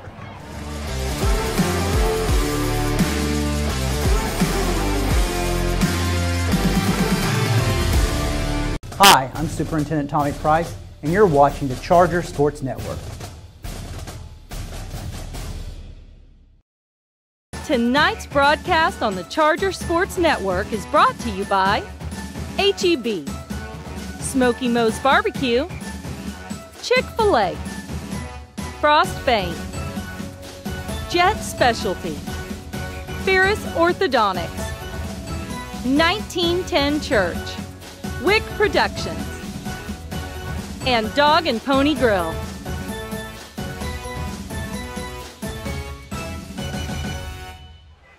So the Charger offense answers an outstanding drive by Stevens with an outstanding drive of their own. Our partner will set the drive information for you in just a moment following the kickoff, which is a good one. It's fielded inside the 5-yard line. Pretty big return. That's a big, strong young man. As on the return for the Stevens Falcons goes Jaden Lopez. But we were talking about that scoring drive by the Bernie champion Chargers. Yep, they go 6 plays, 65 yards, take a minute 25. I thought the key play was that nice run by Carson Kaiser. Penalty gets added on, ends up being a 35-yard play for the Chargers, sets them up. 3 plays later, they hit the touchdown and take a lead. And so far they have not chased that point. We were talking about that extra point that was blocked in that first quarter. Right now they're just willing to kick it, and maybe at some point in that second half you might try chasing that. But I like that idea. I like that, just kind of just take your extra points, because Will Wallace is a great kicker, so get your, he's going to make them. Get your points and then worry about that in the second half. Absolutely. Stevens from their 45-yard line. Brashears throws again. It's that hitch screen, this time to the far side. Stays in bounds. Clock continues to run, and a gain of only about 2. We've got 2:26 remaining before halftime. And the Chargers have retaken the lead just moments ago, and they're up 20-14. Plenty of time for Stevens here. They got all 3 of their timeouts, so let's see how they work this final 2 minutes. Brashears, this time on the near side. And that's for the normally exceptionally sure-handed wide receiver there, Ethan Gonzalez. This time it goes through his hands, falls incomplete, and it'll be 3rd and 8. You might have heard footsteps. Cade Galt was out there, and Aiden Pickett, so don't know if you heard the footsteps or not. Crowd really getting into it, and this game has been everything we thought it would be. We described this as big dog on big dog, and they both been woofing here in the first half. Brashears floats right, throws right, completed pass, short of the first down, but it does move the ball into Charger territory at the 48-yard line. I like Brashears' ball. He's really good. He's got great touch on that ball, and makes it a 4th and let's say 3. So I would think they go for it. They've gone for it a few times tonight already. No doubt about it, as they keep the offense on the field and flash the play in. Clock running with 1:33 left in the half. Play clock right now at 12. So we'll see. Maybe they're just going to run the play clock down. Let's see. Might take a timeout. Talk about it. They got three to burn. So I think you're right on the mark. And we'll keep it right here as Stevens does call timeout. So both sides going to have a chance to think about this 4th and 3 situation. A lot of time, though, going off the clock. They took over at 2:35, so a little bit more, and they've only run 3 plays. So, but they still have time. They have 2 timeouts, minute 19, and maybe at this point, obviously you want a touchdown if you're Stevens, but I think you'd be happy with a field goal just to get you some points. And See what you can do going in that second half. Fun battle of wits going on between Stevens offensive coordinator Andrew Britt and champion defensive coordinator Blaine Ellis. Yep, and we're talking about, you know, how a second ago you said big dog on big dog. This has been a pretty good rivalry. They've been close games over the years. I know that I'm thoroughly entertained. This is good stuff. As I said, we waited a long time for football. Here we go, 4th down. Got the punter out. And they got the punter on the field. Let's see. So if nothing else, they took some time off the clock there before they ran it down before the play clock expired. Pretty good punt. It's going to be killed down at around the Bernie champion 17-yard line. And I wouldn't imagine, I'm frequently wrong, Kerry, but I don't think that the Bernie champion offense is going to get real crazy here with 1:06 left and the ball inside their 20-yard line. Yeah, we'll see what they do. I guess Stevens there, 4th and 3 at their own 48. They just decided, you know, we don't get it. Champion has stopped us on a couple 4th down and 2s, and if we don't get it, they're going to have a short field with a minute. They have a very good kicker in Will Wallace, so let's just back them up, make them go the length of the field pretty much, and with about a minute and with 2 timeouts. So let's see how the Chargers play this. Did they try to move it upfield, or they just hand off to Rodriguez and see if he can break something? Let's see how they play it. Well, let's find out indeed. 1st and 10 from the 17-yard line. Trips to the near side. Again, an errant snap, and this time the quarterback, Carson Kaiser, is going to be trapped behind the line of scrimmage. And now you start wondering what Stevens may do with these remaining timeouts. Yeah. Do they burn one? And I don't know if there's going to be, because they only have 2 now. There may not be enough of them to burn it. And they get a stop here, they'll take one. Yeah. Kaiser to the near side under heavy pressure. Retreats almost back into his end zone, and they trap him inside the 1. Now Stevens will take the timeout. I guess so. It's going to be 3rd and forever. And Champion is bottled up on its own 1-yard line. Yeah, they got to get to IH10 to get a 1st down at this point. Yeah. But you know, Kaiser did a good job of knowing he was that close to. You see him trying to stop. He was that close to the end zone. He didn't want to take that safety, so he did a good job of stopping. And you know, he did. But boy, they're in a tough spot there. The ball's inside the 1, about the half-yard line. You know, and keep this in mind. Both teams run exclusively out of the shotgun or pistol offense. So Carson Kaiser on this play is going to be standing halfway deep in his end zone. Yeah, and you know, do you put him in a shotgun and quick kick? That way you don't set up a return, and maybe you back up Stevens and only give them 30 seconds? Or the only thing I would worry about there is you know that Stevens is going to be bringing pressure anyway, which would put them in position to maybe block that kick. So I'd think twice about that maybe. Yeah, we'll see how they play it. This is a tough spot for the Chargers, and really it looked like they were just going to try to run out the clock with a minute 6 is when they took over and just had a bad snap. They lost 7 on that first play, and this time, this one on the second play, they lose 9. So they've gone from the 17 back to the half-yard line. So this is a tricky spot for the Chargers here. Let's see how they close this out. Interesting play call. What do you call a 3rd and 26 at your half-yard line? Try to wedge it out of there somehow, probably with Rodriguez.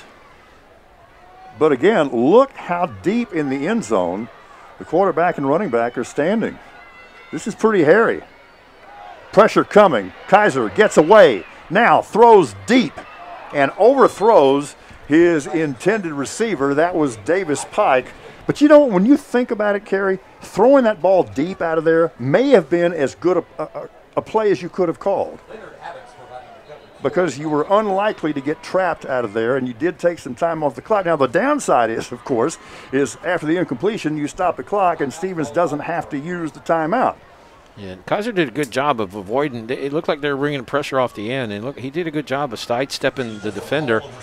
Had a little bit of room, I thought, in front of him. Thought maybe he might try to run it, but he throws downfield and not able to get it. So fourth at the 1. It's 4th and 26. So. Yeah, they need to get all the way out to the 28-yard line, but that's. Yeah, and Stevens burned their last time out right here. Stop the clock. Yeah, but keep in mind, I mean, there's going to be a timeout on the change of possession. Right, and I think that's why they did it. And I thought the clock was stopped anyway because of the incompletion anyway. But so they'll stop it twice. Once on the incompletion and once following the change of possession. So a nice job of playing their poker hand there by the Stevens Falcons. Kaiser the punter, and he's got his heels on the end line right now. Yeah. So it's got to be, we've seen some snap issues. Let's see what happens right now. They need a good one.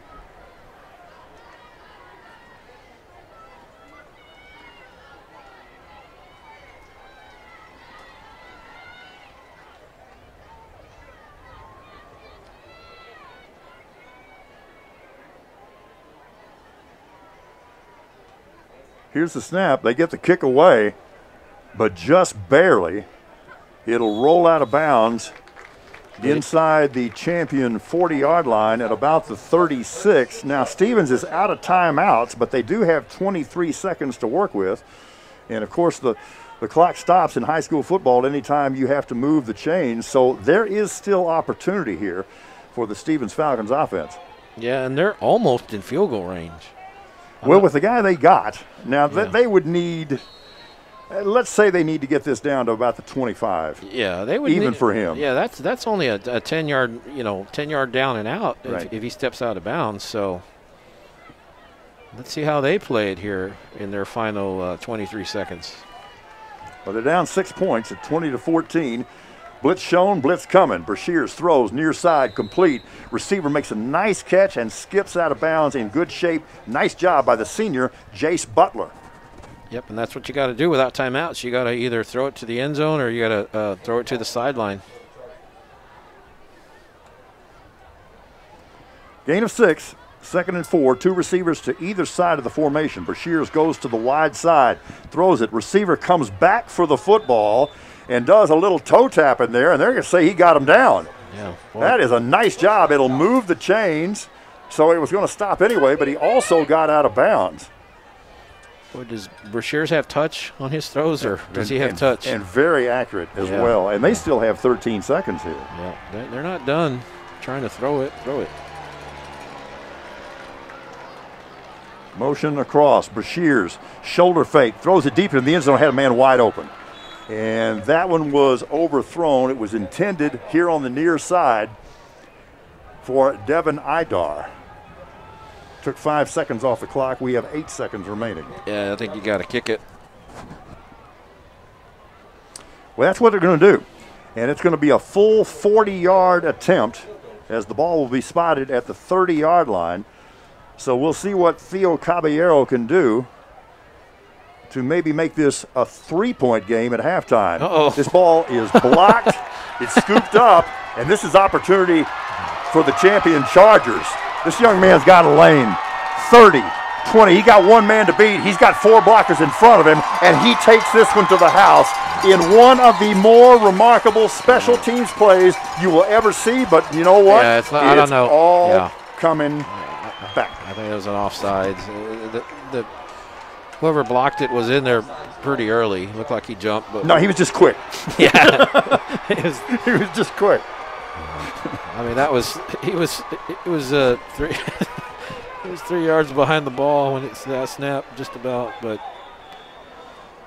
let's see what they call. Well, I didn't lack for excitement. Yeah. Timeout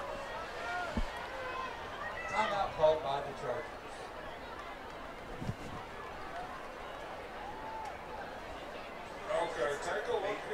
So if it's against the Chargers, they're gonna move it up a little bit, which they already have. They moved it. They spotted it at the 18. So they're gonna make it a little bit shorter. Yeah. See, it can't end the half on a defensive penalty. Yeah. So. Yeah, because that took all the time off the clock on the return. But so this is an untimed down, and we will get another field goal attempt, and this one much more makeable. It'll be about a 35-yarder. Or so. I think officially 37 is what this will end up being. So that is well within his range. Saw him in the scrimmage last week, and he looked outstanding.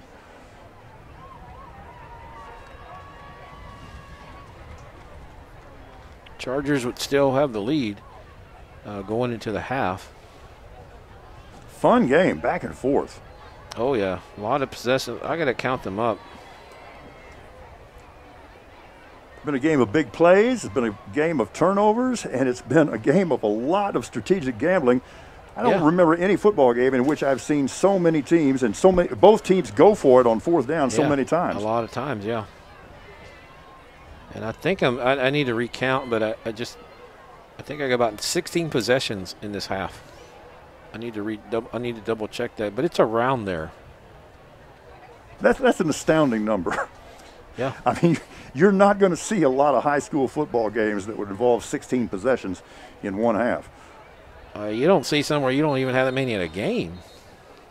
It's very true. Especially in the teams that some of the run teams that like to keep the ball on the ground and do the wing tee where they try to run 8-minute drives and all that. You don't see 16 possessions in those types of games. Well, here we go with Caballero again, and this will be a 35-yarder as they spot the ball at the 18. Holder here is Ethan Gonzalez. And the snapper is Jason Flores. So we'll see what kind of combination they put together here. We got a whistle before the snap. I think there was movement again, I think. Let's see. Just not sure who's guilty of it. Let's find out. Or was it a timeout? Okay, there we go. I mean, you got it.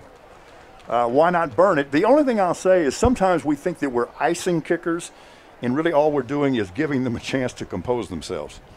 Yeah, and you as a defensive coach, you don't know how it's going to work on the kicker. It may work, like I said, he may need that little break, but also it may work the way you want it to as a defensive coach, and that you do kind of ice him and he starts thinking about it too much, and that's what you're kind of hoping. Yeah, it either makes him hyperventilate or stop hyperventilating. Yeah, so, but I think if you're the Chargers, it's why not? You got one timeout, make him. He's been sitting out there. This is about the third snap, so maybe he's a little bit rattled. We'll see.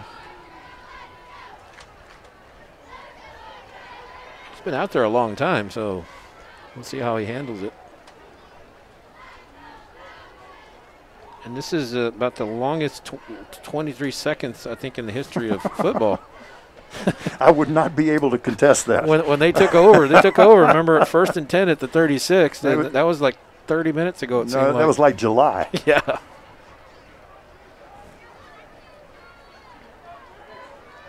All right, so from 35 yards away, and the ball's on the far hash mark, which theoretically is a good thing for a right-footed kicker, because he can draw it just like a 7-iron.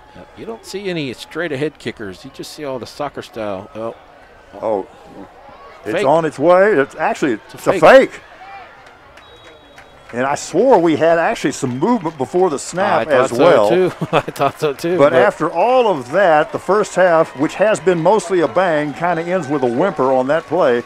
We played 24 minutes, an outstanding season opener, and the home team, the Bernie champion Chargers, lead the visiting Stevens Falcons by 6 points at 20-14. We're at halftime. We'll be back in a moment. Big things happening at halftime as well. We're delighted that you've joined us here on the Charger Sports Network.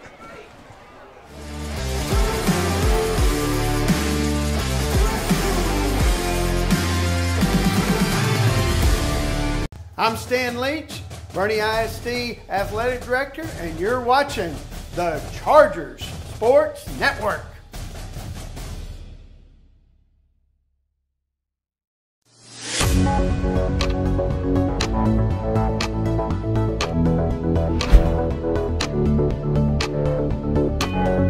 Hi everybody, and welcome to the first edition of the Bernie Beat, where we highlight select stories from around Bernie ISD.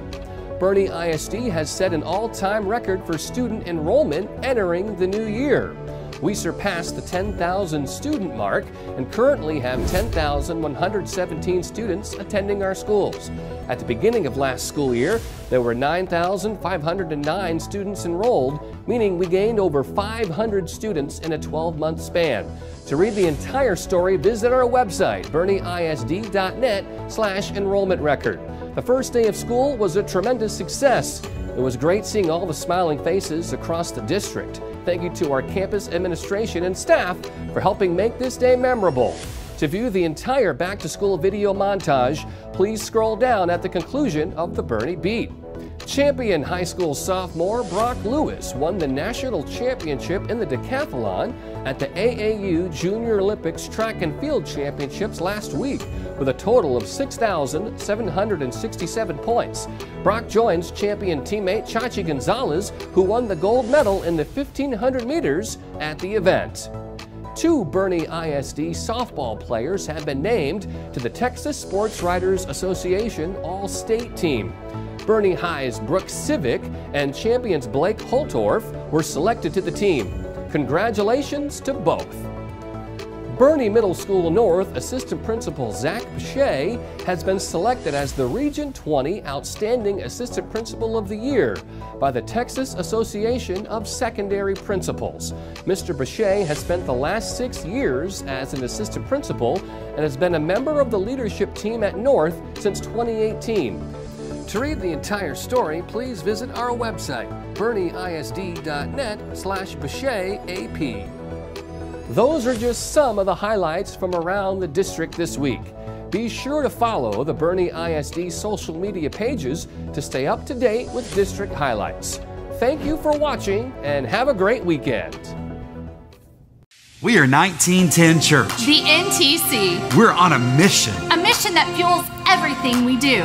We're about finding and restoring. Finding things that have been broken, lives that have been broken, and restoring them to the manufacturer's intended design. We're serious about people. Because we think people matter. We're fun. Energetic. And crazy about life. Because we think it's worth living. And don't worry, we aren't perfect. Just forgiven and honored to have a second, a third, fourth chance. We would be honored to meet you. And what you're wearing right now is appropriate. So enjoy the game. And we look forward to seeing you soon. Ladies, that is how you execute the run-pass option.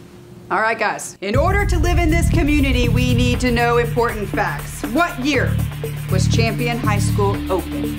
2008. Now, who was Champion High School named after? Samuel V. Champion, legendary principal. Okay. Who was the first football coach at Champion High School? Danny Threadgill.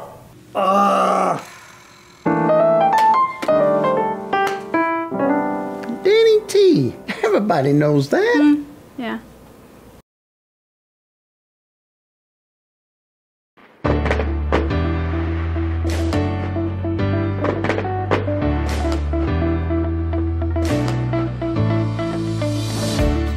Hi everybody, we're here to surprise the 10,000th student in BISD. Let's go get them.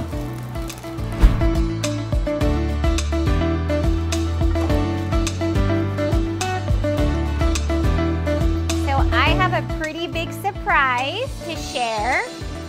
So as you know, our district's getting bigger. And here at Fair Oaks Ranch Elementary, our campus enrolled the 10,000th family last week. The DePablo family.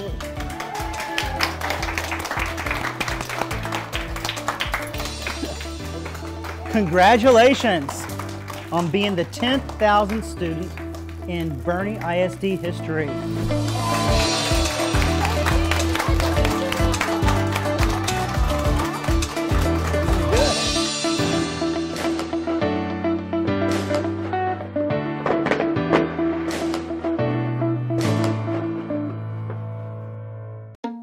Hi, I'm Scott, and I love Chick-fil-A nuggets because the flavor is unparalleled. As soon as you bite into them, you're in a happy place. The seasoning is perfect. Hey, I'm Giovanni, and a little thing I love about Chick-fil-A nuggets is that they're perfectly breaded. There's just that right amount of crisp. I don't know what they're doing in the kitchen, but it's pure magic.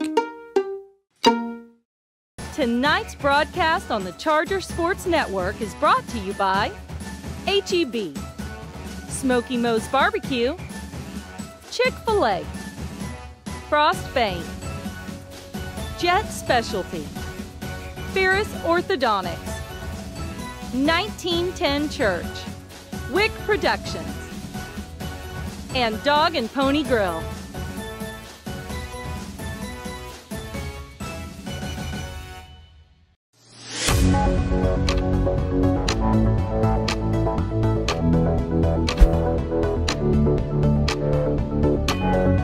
Hi everybody and welcome to the Bernie Beat, where we showcase the top stories from around Bernie ISD. Bernie Academy senior Reese Dunham earned the title of Grand Champion at the Texas Best Show Series in Waco. Reese attends Bernie Academy and his home campus is champion. This is a great accomplishment. Congratulations. Congratulations to the DePablo family on being the 10,000th and 10,001st students enrolled in Bernie ISD. Dr. Price surprised the family earlier this week at Fair Oaks Ranch Elementary to congratulate them on being the lucky family to push us over the 10,000 student mark. Bernie ISD set an all-time enrollment record last week and currently has over 10,200 students. The Champion Orchestra has been invited to participate in the 2022 Youth Orchestra of San Antonio Invitational at the Tobin Center this coming May. This is big news, as only 20 ensembles are selected from the San Antonio area. For more information, please visit yosa.org/invitational. The Bernie boys soccer team received their state championship rings this week in a ceremony at Greyhound Gym. The Greyhounds were honored in front of a packed house where they were presented the hardware. The ceremony was part of the Meet the Greyhounds event. Bernie won the state championship back in April. Nearly 40 Bernie ISD students earned either an AP Capstone Diploma or an AP Seminar Research Certificate during last school year. To view the full list of students earning AP diplomas, please visit our website, bernieisd.net/AP diplomas. Great news for Greyhound and Charger football fans. This season, all Bernie and Champion high school football home games will air live for free on the Greyhounds and Chargers sports networks. The Chargers' first home game is August 27th, while the Greyhounds' home opener is September 3rd. To subscribe to the sports networks, visit our website, bernieisd.net/sportsnetworks2021.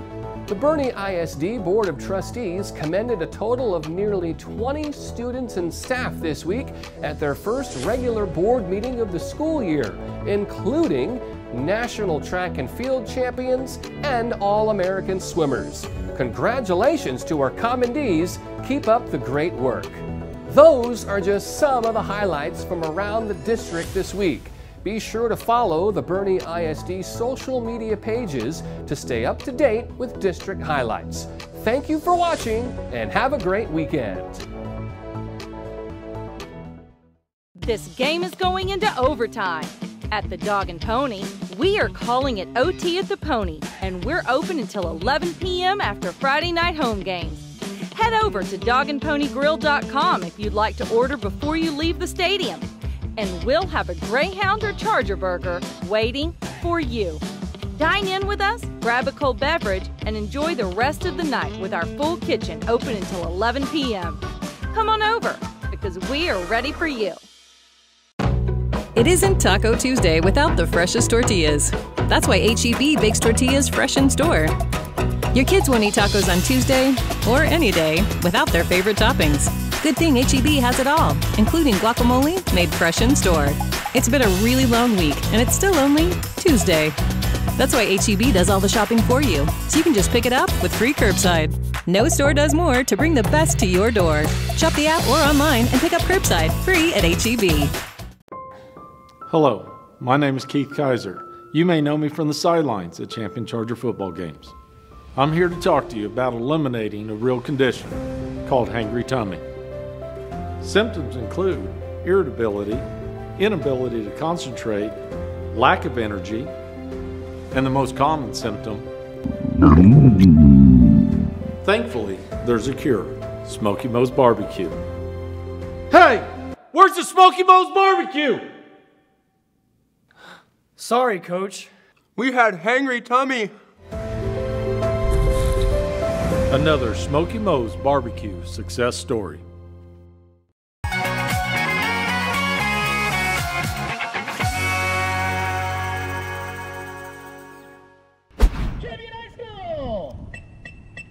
5, 6.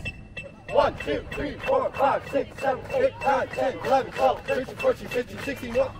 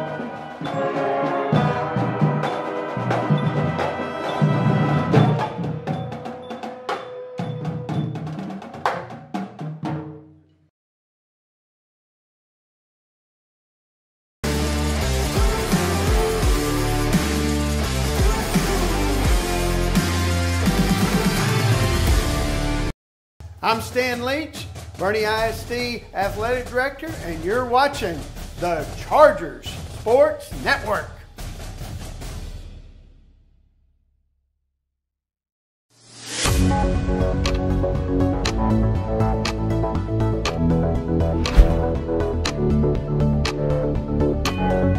Hi everybody, and welcome to the first edition of the Bernie Beat, where we highlight select stories from around Bernie ISD.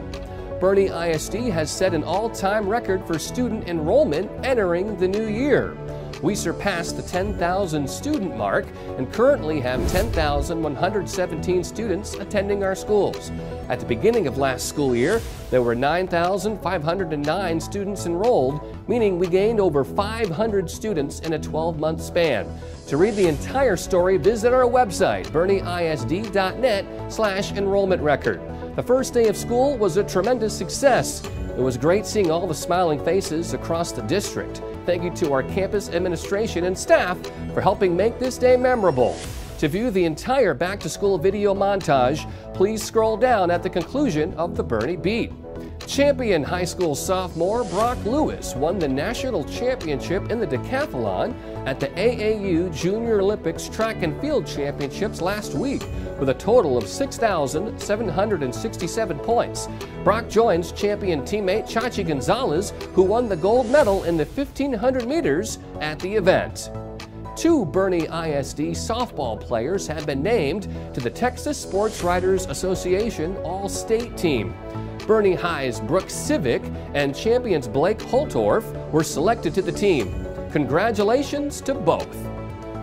Bernie Middle School North Assistant Principal Zach Bechet has been selected as the Region 20 Outstanding Assistant Principal of the Year by the Texas Association of Secondary Principals. Mr. Bechet has spent the last 6 years as an assistant principal and has been a member of the leadership team at North since 2018. To read the entire story, please visit our website, bernieisd.net/bechetap.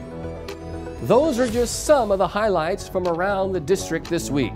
Be sure to follow the Bernie ISD social media pages to stay up to date with district highlights. Thank you for watching and have a great weekend.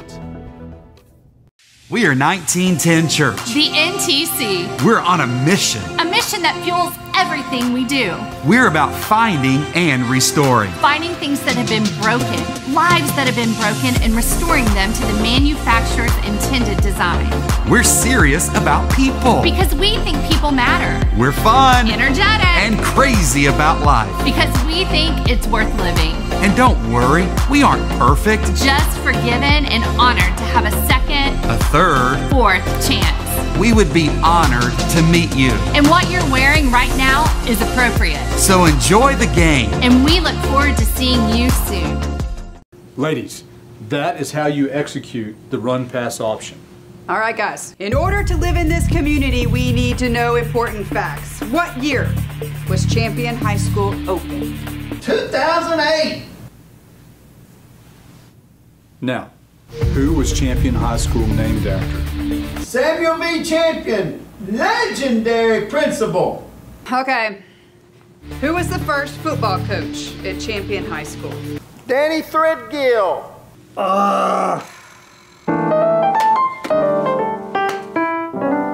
Danny T. Everybody knows that.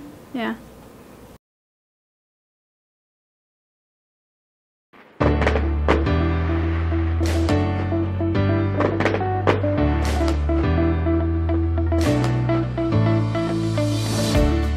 Hi everybody, we're here to surprise the 10,000th student in BISD. Let's go get them.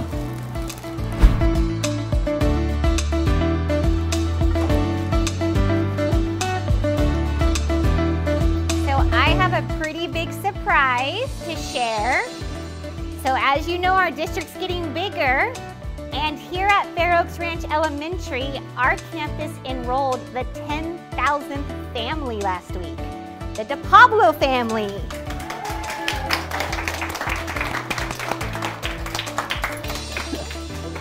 Congratulations on being the 10,000th student in Boerne ISD history.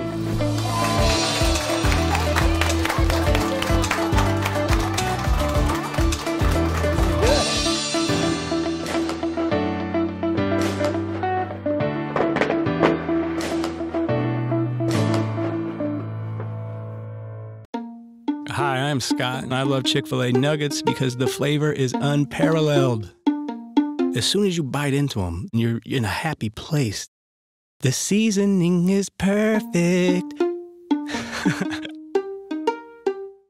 Hey, I'm Giovanni, and a little thing I love about Chick-fil-A nuggets is that they're perfectly breaded. There's just that right amount of crisp. I don't know what they're doing in the kitchen, but it's pure magic. Tonight's broadcast on the Charger Sports Network is brought to you by H-E-B, Smoky Moe's Barbecue, Chick-fil-A, Frost Bank, Jet Specialty, Ferris Orthodontics, 1910 Church, Wick Productions, and Dog and Pony Grill.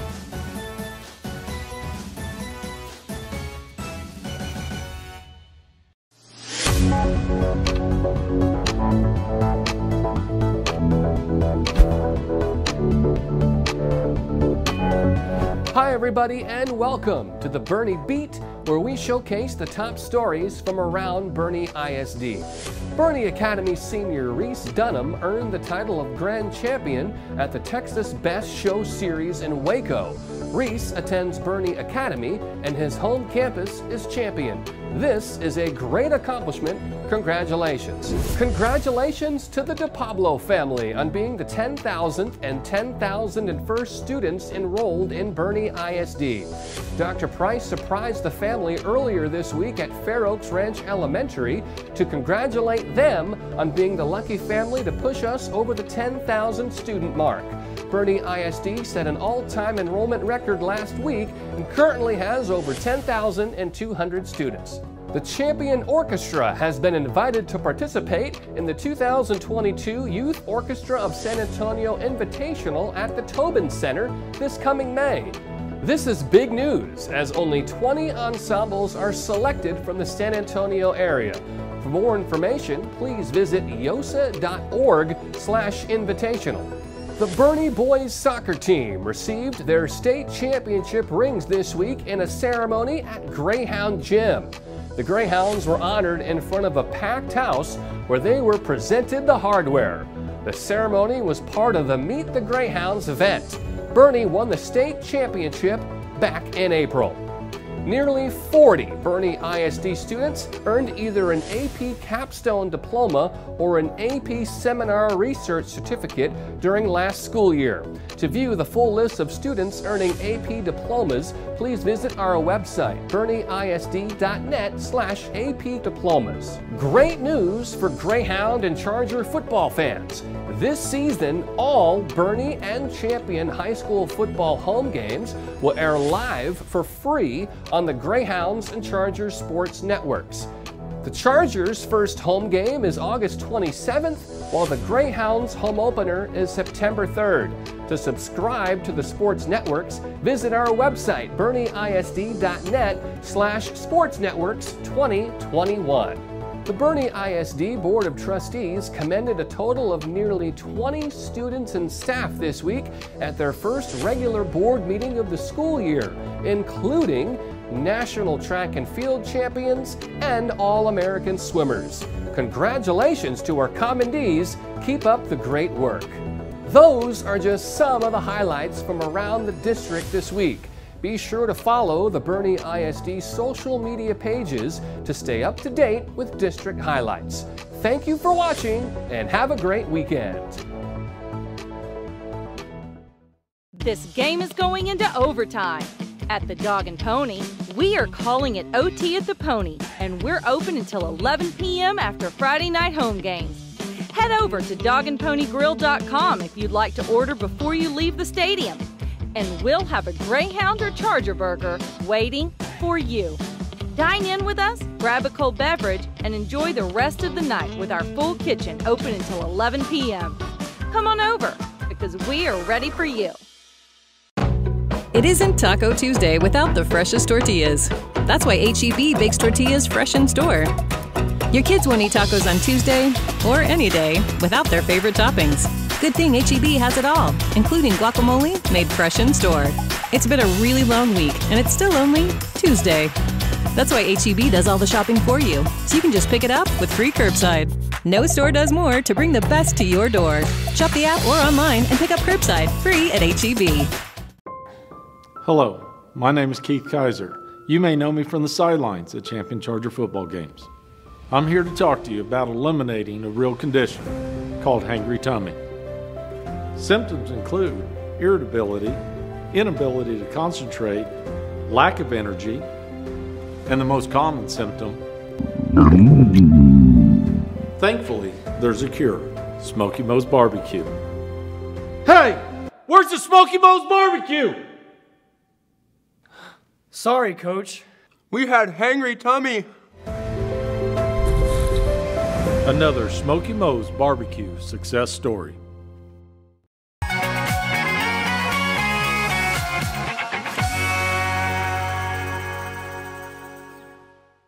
Champion High School! 5, 6. 1, 2, 3, 4, 5, 6, 7, 8, 9, 10, 11, 12, 13, 14, 15, 16, 1.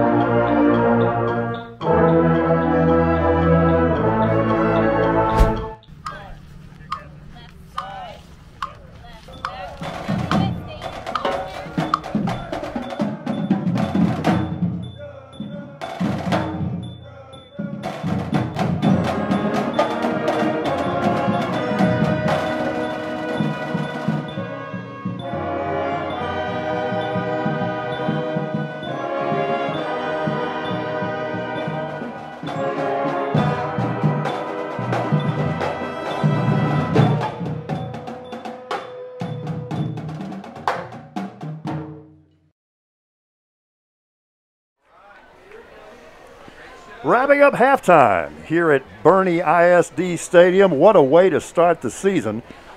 A 6A powerhouse, the Stevens Falcons, against the 5A power that is Bernie champion. We've had 4 lead changes.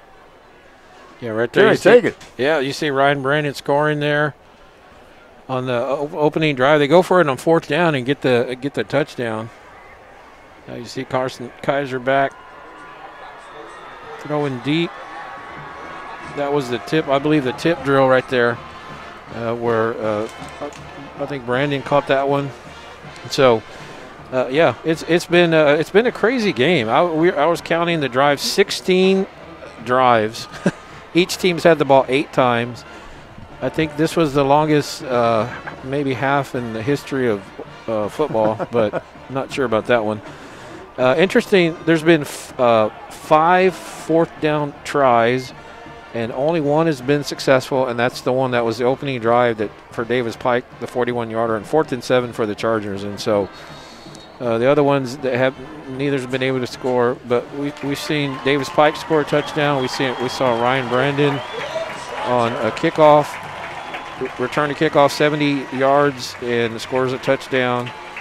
And then Brandon again we saw that short 25-yard touchdown. That was their third score of the half.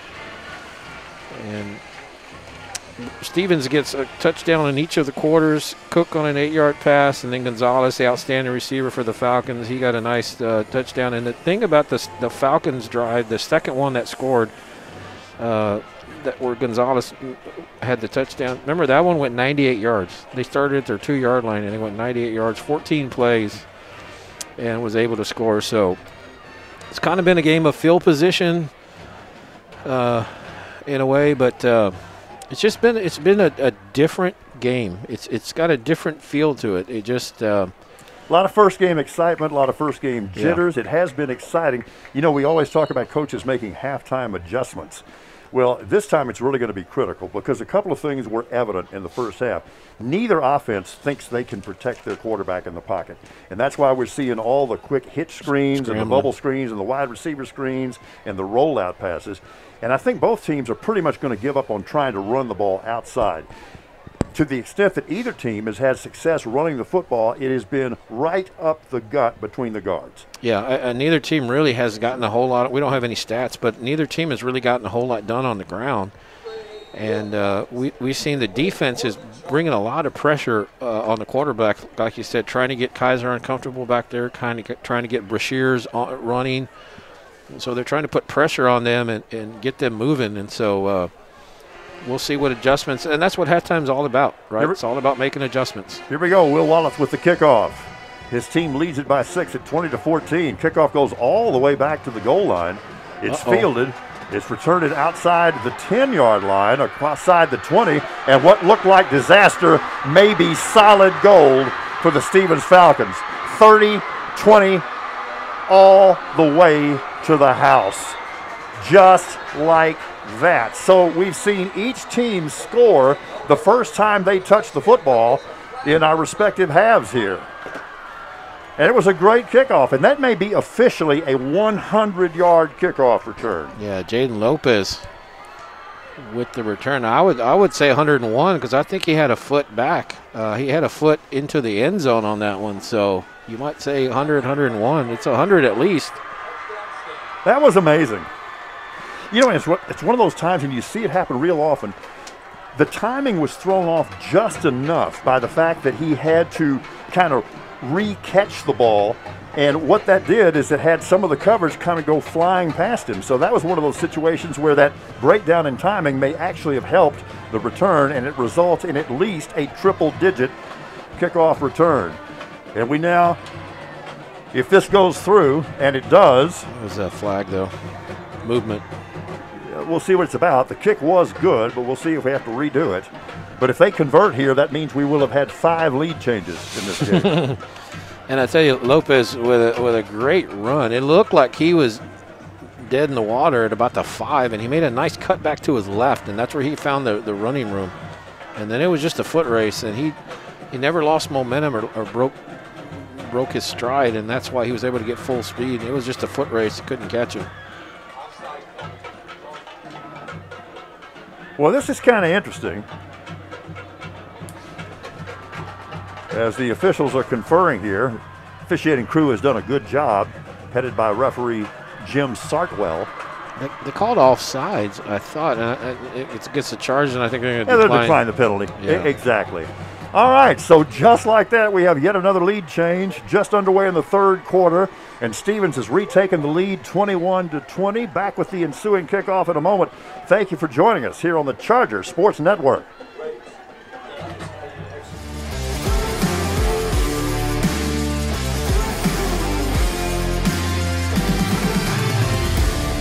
Hi, I'm Superintendent Tommy Price, and you're watching the Charger Sports Network. Tonight's broadcast on the Charger Sports Network is brought to you by H-E-B, Smoky Moe's Barbecue, Chick-fil-A, Frost Bank, Jet Specialty, Ferris Orthodontics, 1910 Church, Wick Productions, and Dog and Pony Grill.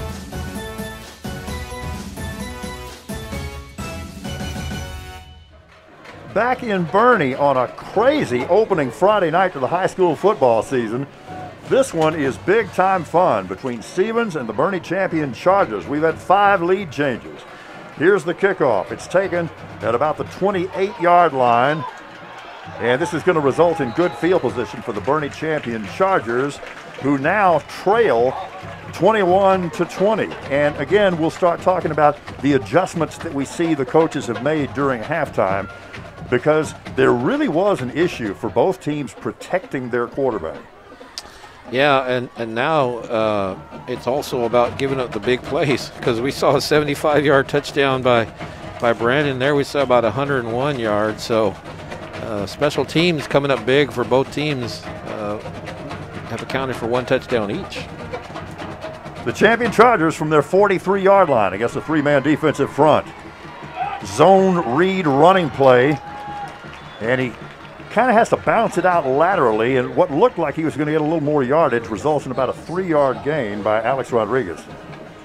Yeah, and I think part of the reason why we've had 16 possessions in the first half is because the running game hasn't been able to get going. There's not been able to establish anything. On second down, and again, that's Rodriguez. And I really did think we were going to see this adjustment, that both teams were going to try to run the ball more between the guards and between the tackles instead of trying to get outside.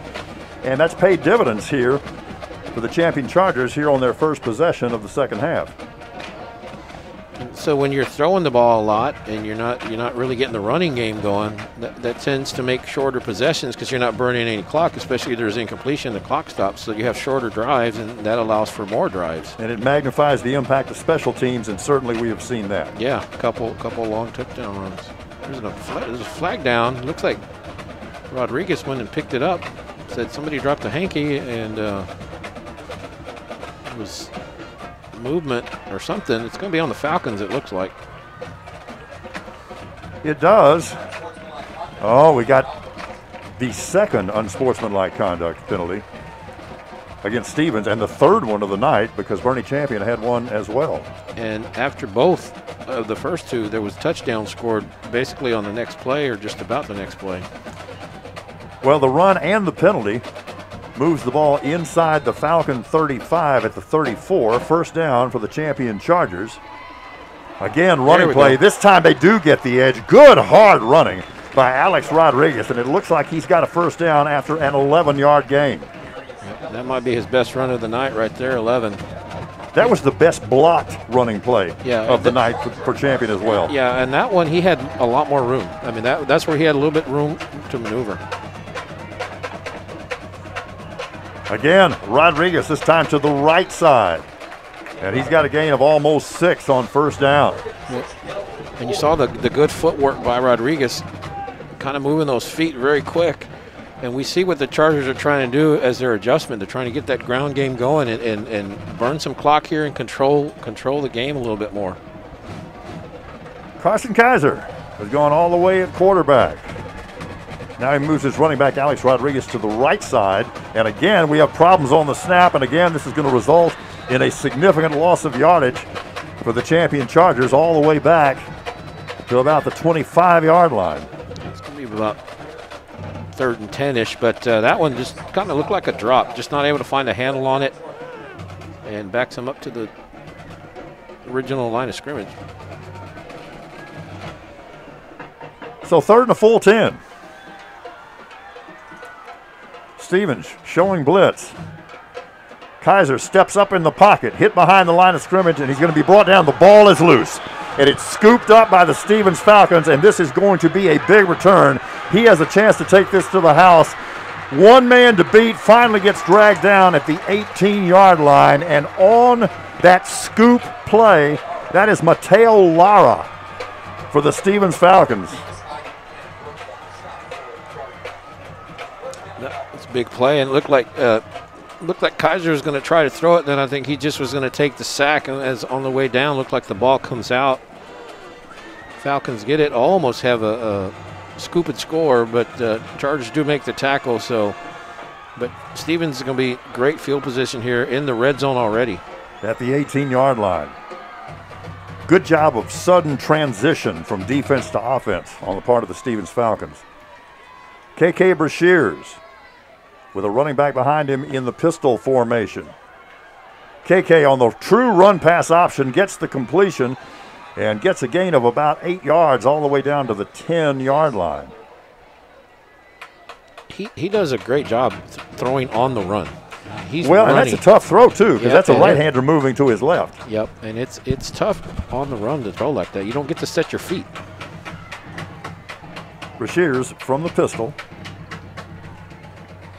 Again, RPO, it's complete, but the receiver has to go to his knees to make the catch. So that limits the gain to an extent, although they're still going to mark it down around the 9-yard line, which is pretty darn close. Chase Butler on the catch, fell down, tried to get up. You can't get up in high school once you get down. That's right. Officially 3rd and 1. Clock moving, third quarter, 8:26 remaining. And Stevens trying to add to their 1-point lead. Brashears looks far side, throws the slant, and gets it a little too far out in front of his intended receiver, Devin Idar. Yeah, and that's one of the few bad throws tonight by Brashears. He had him open. He just was. Well, here's what he had. He had a touchdown pass. Yeah, and just not able to get it to him. And you don't see that a lot from him. 4th and 1. 4th and 1. Gonna go for it. Looks like deja vu all over again. When have we seen this before? And they'll throw it on 4th and 1. That's a perfect slant. That's a perfect catch. And that's a touchdown for the Stevens Falcons, as going into the end zone, their outstanding receiver, Ethan Gonzalez. That was a strike. And again, they quickly line up in the swinging gate to see if Bernie Champion adjusts to it properly. But for now, Stevens has extended its lead to 7 points at 27-20. On that play, it looked like the one they just ran before. They just ran it again because it was open, and they just went right back to it. A little variation of it, but basically the same thing on that left slant. PAT is on its way. Officials' arms go in the air and it's good. And that's significant because that makes this an 8-point game at 28-20. 8:09 remaining third quarter. Back with the kickoff in a moment. Thank you for joining us on the Charger Sports Network.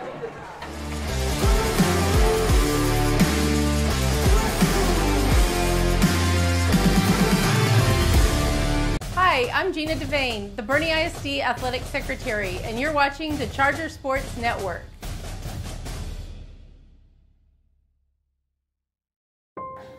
Hello, my name is Keith Kaiser. You may know me from the sidelines at Champion Charger football games. I'm here to talk to you about eliminating a real condition called hangry tummy. Symptoms include irritability, inability to concentrate, lack of energy, and the most common symptom. Thankfully, there's a cure, Smoky Moe's Barbecue. Hey, where's the Smoky Moe's Barbecue? Sorry, Coach. We had hangry tummy. Another Smoky Moe's Barbecue. Biggest lead of the night for either team as Stevens takes an 8-point advantage at 28-20 in a game that has seen 5 lead changes. Bernie Champion going to get the football following this kickoff, and we'll see what their response is. A dribbler along the artificial turf. It's taken safely, and they keep possession of the ball. Ball security was the thing there. Of course, you know, we did have a lot of rain this afternoon, but this is a wonderful playing surface here at Bernie ISD Stadium, and the footing has been absolutely excellent. Yeah, and that drive by Falcons, only 18 yards, 4 plays, and took a minute 10. So now the Falcons coming out of the half, they scored 2 touchdowns in a matter of 3:28, and that's kind of shifted the momentum now. And, of course, that was off the turnover. Yep. On the fumble by the quarterback, Carson Kaiser. And that was the first turnover of the game that we've seen, and that was a costly one. Kaiser standing back at his 30. The line of scrimmage is the 36. Running play, Alex Rodriguez makes one man miss, but then the interior of the Falcon defense converges, and that winds up being a gain of only 2. Well, we saw that last drive. Chargers were trying to get that ground game going, and they got Rodriguez, got him a few good runs. It's still early enough, I think, in the half that you don't have to really change anything. Running play, far side, had a seam inside, but then bounced it outside and did so effectively, and gets a nice gain and a first down out at about his 47-yard line. Well, you saw that acceleration by Rodriguez, how he's able to kind of shift into a different gear, and he jumps it outside, doesn't lose any speed when he makes his cuts, and gets that first down. Kaiser from the pistol, throws far side, complete, into Falcon territory. This is going to be another first down at least, and the reception carries inside the 40 all the way down to the 37-yard line. Kenny Brooks looks like. Junior, 5'9", 165. He's a speedster, runs a 4.6 40. First down, a little misdirection here. It ends up being essentially an end around as the ball goes to Ryan Brandon. And once again, we see how quick that Falcon defense is, flowing laterally. Yeah, Darius Ellis, he didn't make the play, but he kind of blew it up. He kind of went outside, didn't let Brandon get outside, kind of forced him back in. And that's where all the help is, back inside, and so it holds them to about a 1-yard gain. Good team defense. Falcons show blitz. Here it comes. This time Kaiser on the zone read keep, and he gets about 2 feet and a headache. Yep.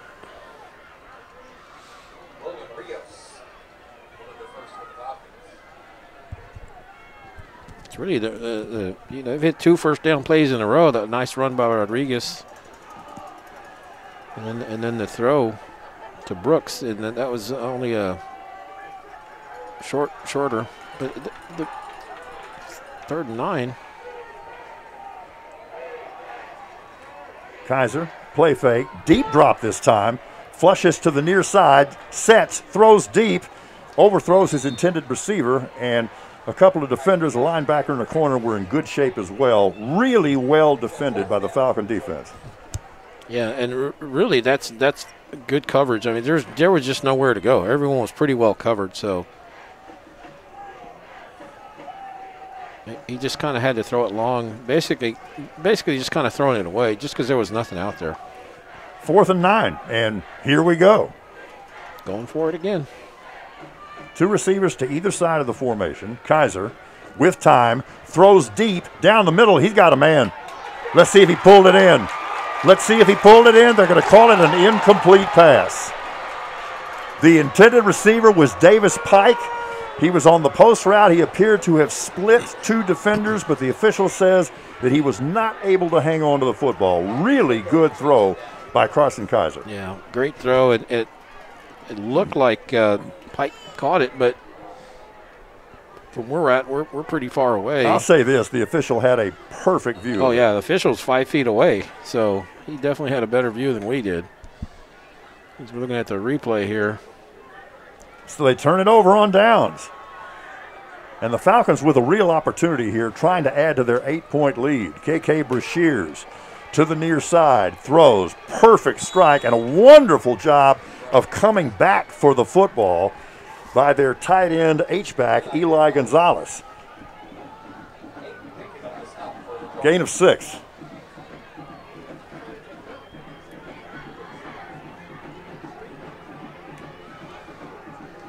Clock moving with 5:25 remaining here in the 3rd quarter of what has been a wild and woolly game here in Boerne. Motion across the formation from the pistol. Brashears, run pass option under heavy pressure, and this time he just can't quite get it to his intended receiver on the far side.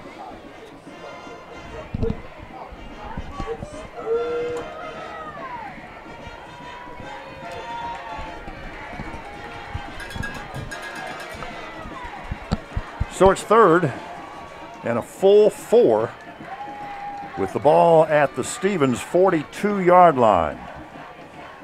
Chargers in their base 3-man front. They bring 4. Brashears throw, got a man wide open.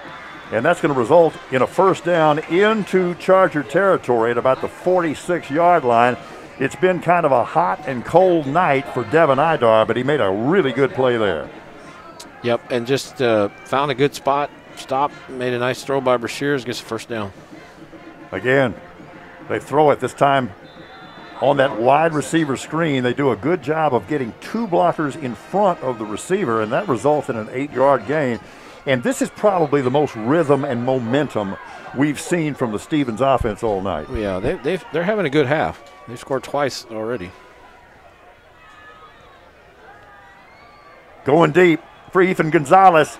And really it was perfectly thrown on the fade as he threw it to the outside shoulder, and Gonzalez just can't quite come up with this one. But that was a really nice throw in the sense that either his guy was going to catch it or nobody was. Yeah, he put that basically where you had to put it, like you said. Good touch. 3rd and 3. Two receivers to the near side. Offense looks to the far side to get the play. One of the teams that uses the flashcards. From the pistol, Brashears on the slant. This is Idar again. This time he makes the play, and he's got the first down inside the 30, down around the 28-yard line. Well, Stevens got something going on. They take the opening kickoff 100 yards, and then they pick up a fumble, and they score on a short field, and this is their 3rd possession, and they're moving the ball pretty well. Big chunks of yardage they're taking right now. They motion to trips to the far side. That's Ethan Gonzalez in motion. Brashears has to pull this one down. Comes back over here, and again, they execute that so well. Brashear climbs the pocket, and the receivers come back for the ball so masterfully. That's Eli Gonzalez once again. Nice execution. Yeah, Brashear is only a junior, so he'll be back next year. So he's going to be a lot better, I think, even next year, and he's very good this year. 3rd and 4. The running back behind Brashears is the senior, Juan Robles, who's played effectively tonight.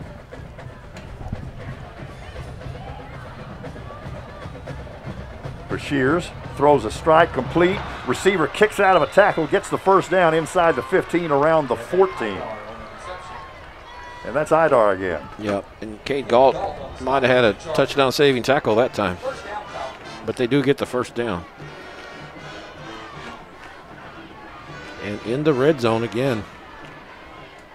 From the 15.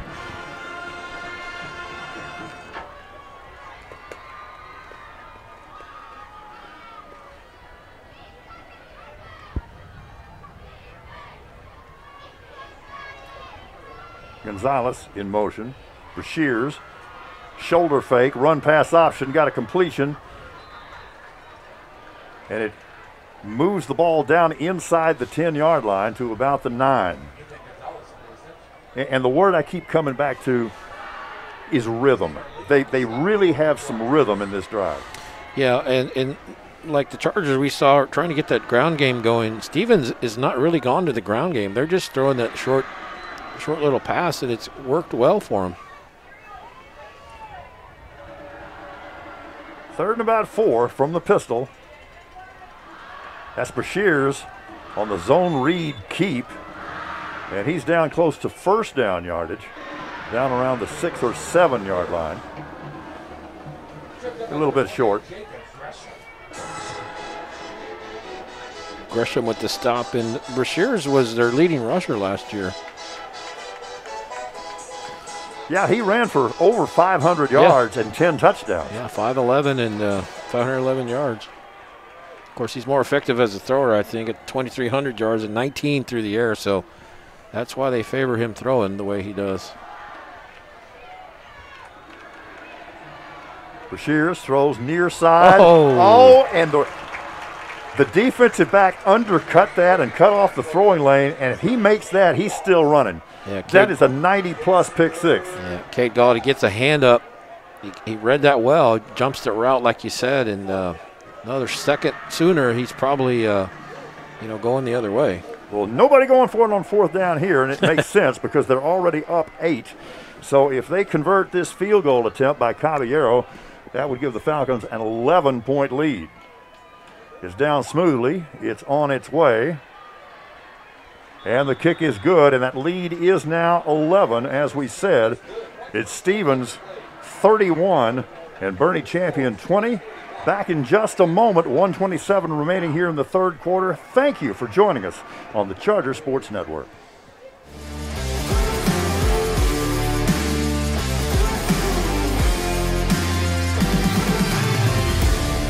I'm Brian Benway, Bernie ISD Director of Communications, and you're watching the Chargers Sports Network. Go Chargers! We are 1910 Church. The NTC. We're on a mission. A mission that fuels everything we do. We're about finding and restoring. Finding things that have been broken, lives that have been broken, and restoring them to the manufacturer's intended design. We're serious about people. Because we think people matter. We're fun. Energetic. And crazy about life. Because we think it's worth living. And don't worry, we aren't perfect. Just forgiven and honored to have a second, a third, fourth chance. We would be honored to meet you. And what you're wearing right now is appropriate. Huge third quarter for the Stevens Falcons as they stretch their lead to 11, Kerry. Yeah, they've scored on 3 possessions so far, so it's been all Stevens so far. Kickoff taken at about the 5-yard line. And return to the far side. Little seam there. A little more than a little seam there as the kick is returned out past the 35-yard line to the 36. And there's still a lot of time left. 1:17 remaining in the third quarter. But, Kerry, you get the feeling that Bernie Champion needs to respond right now. Yeah, because Stevens has had 3 possessions and they scored 3 times. They got the 100-yard kickoff return. They got the slant touchdown pass, and that one they get the field goal. So far, all the points in this half have come from the Falcons, who were trailing at the half. So yeah, Champion had a fumble and then a loss on down. So they got to get something going here. Blitz coming. And a pretty good call against that blitz as they give it off to Alex Rodriguez. But even then, you saw how fast that Stevens defense converged. That looked like it was going to be a 7-yard gain. It wound up being 3. Yeah, not the biggest 6'8" team you'll see, but pretty good speed there. It's hard to run to the outside against them on the perimeter. It's hard to get to that perimeter and turn it upfield. On second down, Kaiser takes the snap, throws far side, easy pitch and catch. And now yards after the catch is the coverage was a little soft that time, and they took advantage of it. And that was a really good pre-snap read by the quarterback, Carson Kaiser, because he knew he had an easy completion out there. Yeah, nice catch by Davis Pike. Gets them into Falcons territory here. At the Stevens 44, running play near side. Blocked pretty well, pretty good results. Also, it's going to pick up about 7 yards. We said that Bernie Champion needed to respond, and it looks like they feel that way too as we near the end of quarter number 3. Clock running with 15 seconds remaining here in the period. 6-yard gain, and Chargers not giving up on the run game. Nor should they. That's going to be close to first down yardage at about the 35 on what will prove to be the final play of the third quarter. We've got 12 minutes remaining. Our score after 36, the Stevens Falcons 31, the Bernie Champion Chargers 20. Back with quarter number 4 in a moment on the Charger Sports Network.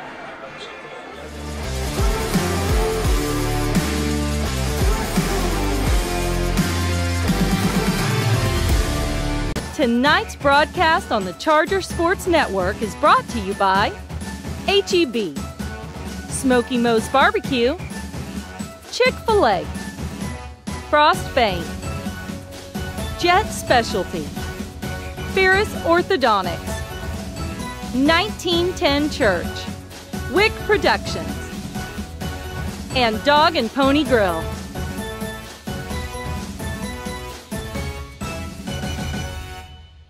Ladies, that is how you execute the run-pass option. All right, guys. In order to live in this community, we need to know important facts. What year was Champion High School open? 2008. Now, who was Champion High School named after? Samuel V. Champion, legendary principal. Okay. Who was the first football coach at Champion High School? The third quarter was all Stevens Falcons. After one half, they were down by 6, and after 3 quarters, they're up by 11. But Bernie Champion showing signs of a real response here. And as we open the third quarter, they get a nice completion to the near side, and they get a first down as well. And that was a nice throw that was pulled in by Cannon Brooks. And got an injury here, unfortunately. Yeah, Stevens Falcon is down at around the 22-yard line. Well, that quarter, that was all Stevens. 17, they outscored the Chargers 17-0. Champion had a 20-14 lead at the break. And that's Chargers go scoreless in that third quarter. Stevens gets 17 and takes the lead. You know, it's cooled off a little bit because of the rain this afternoon, but it's still kind of muggy, and it's a season opener. I'm hoping that's just a cramp. Well, and, yeah. It's still August, though, you know. Absolutely. And the injured player who is walking to the far side of the field is Leonard Adams. Wish him the best.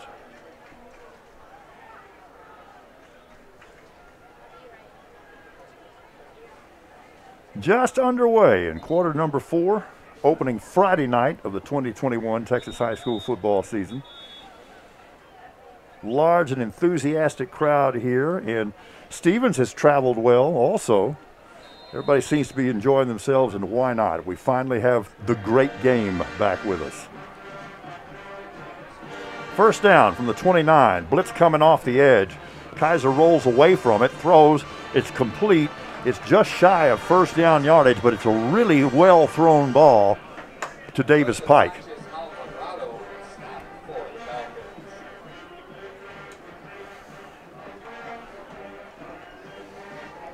Kaiser on second down gives it right up the gut to Alex Rodriguez, and he's got a first down around the 12-yard line. He ran hard, but there was daylight to run to there. Really good job by the interior of the Charger offensive line, including the center, Luke Mitnick. Running play. Near side. Gonzalez slips, keeps his feet, but again, they string it out to the outside, and just excellent pursuit by Falcon defensive end Corey Amos. Yeah, and really 32 for them. Mateo Lara, he's the one that kind of strung it out. He kind of pushed Rodriguez out and kept going wide. Didn't let him turn upfield. That's why it's a loss of 1. Lara's a good player. He had that fumble return earlier. Kaiser under heavy backside pressure. What an athlete. What a play is made there by Mateo Lara, the guy we were just talking about. I mean, he just tracked down Carson Kaiser, and Kaiser's got some wheels. Yep, and that's a big loss. It's going to take him back to almost, about the 24. It's about a 10-yard loss. Big play for the Stevens defense and a very costly play for Bernie Champion. They got to get all the way down to the 3-yard line to get a first down. Kaiser under pressure, comes near side, pulls the ball down, throws on the sideline, and the ball falls incomplete. It was intended for Cannon Brooks, and that was really nice coverage by Israel Bulag. It'll be about a 41-yard field goal here, fourth down. What do? You got Will Wallace. I don't know, man. You're down 11, and we got under 10 minutes to go in the game. But it makes it a one-possession score if he makes it. I absolutely hear that. I think it's a difficult decision, but it's also right at that outer range. And even before I saw it, I thought probably Coach Kaiser was going to go for it, and he does. The younger Kaiser throws into the end zone, hits the receiver in the hands. Defensive back gets a hand in there and kind of pries the ball out. And what looked like a pretty good throw goes for naught. That was Brian Brandon. Looked like he had a hand on it. He's coming up limping a little bit. Looked like he had a hand on it and just kind of went out of bounds before he was able to come down with it. I do think the DB did manage to get an arm in there and kind of hook it a little bit as well. So it's the second loss on downs in the half for the Chargers. Had a fumble and 2 loss on downs. And after that marathon first half, that third quarter went pretty quick. Fourth quarter's moving quick too. Well, and quickly, Stevens has a chance to put a real headlock and hammerlock on this game right now. Yeah, and that was a really smart play by Butler there, Jace Butler. He stayed in bounds, and right now, you're Stevens, you're winning. Clock is your friend. Stay in bounds. Don't run out of bounds right there. He had a chance to run out of bounds, but he stayed in bounds. Probably made less of a gain because of that, but he keeps the clock moving. Gain of 5, 2nd and 5. As Kerry said, the clock is moving now with 9:18 left in the fourth in an 11-point ball game. Good heads up by Butler, staying in bounds there.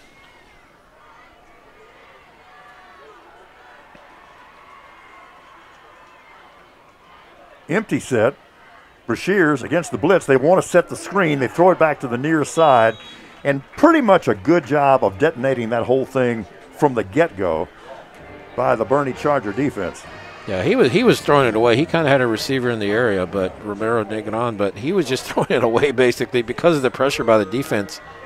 That's good penetration by that right side and that front line there.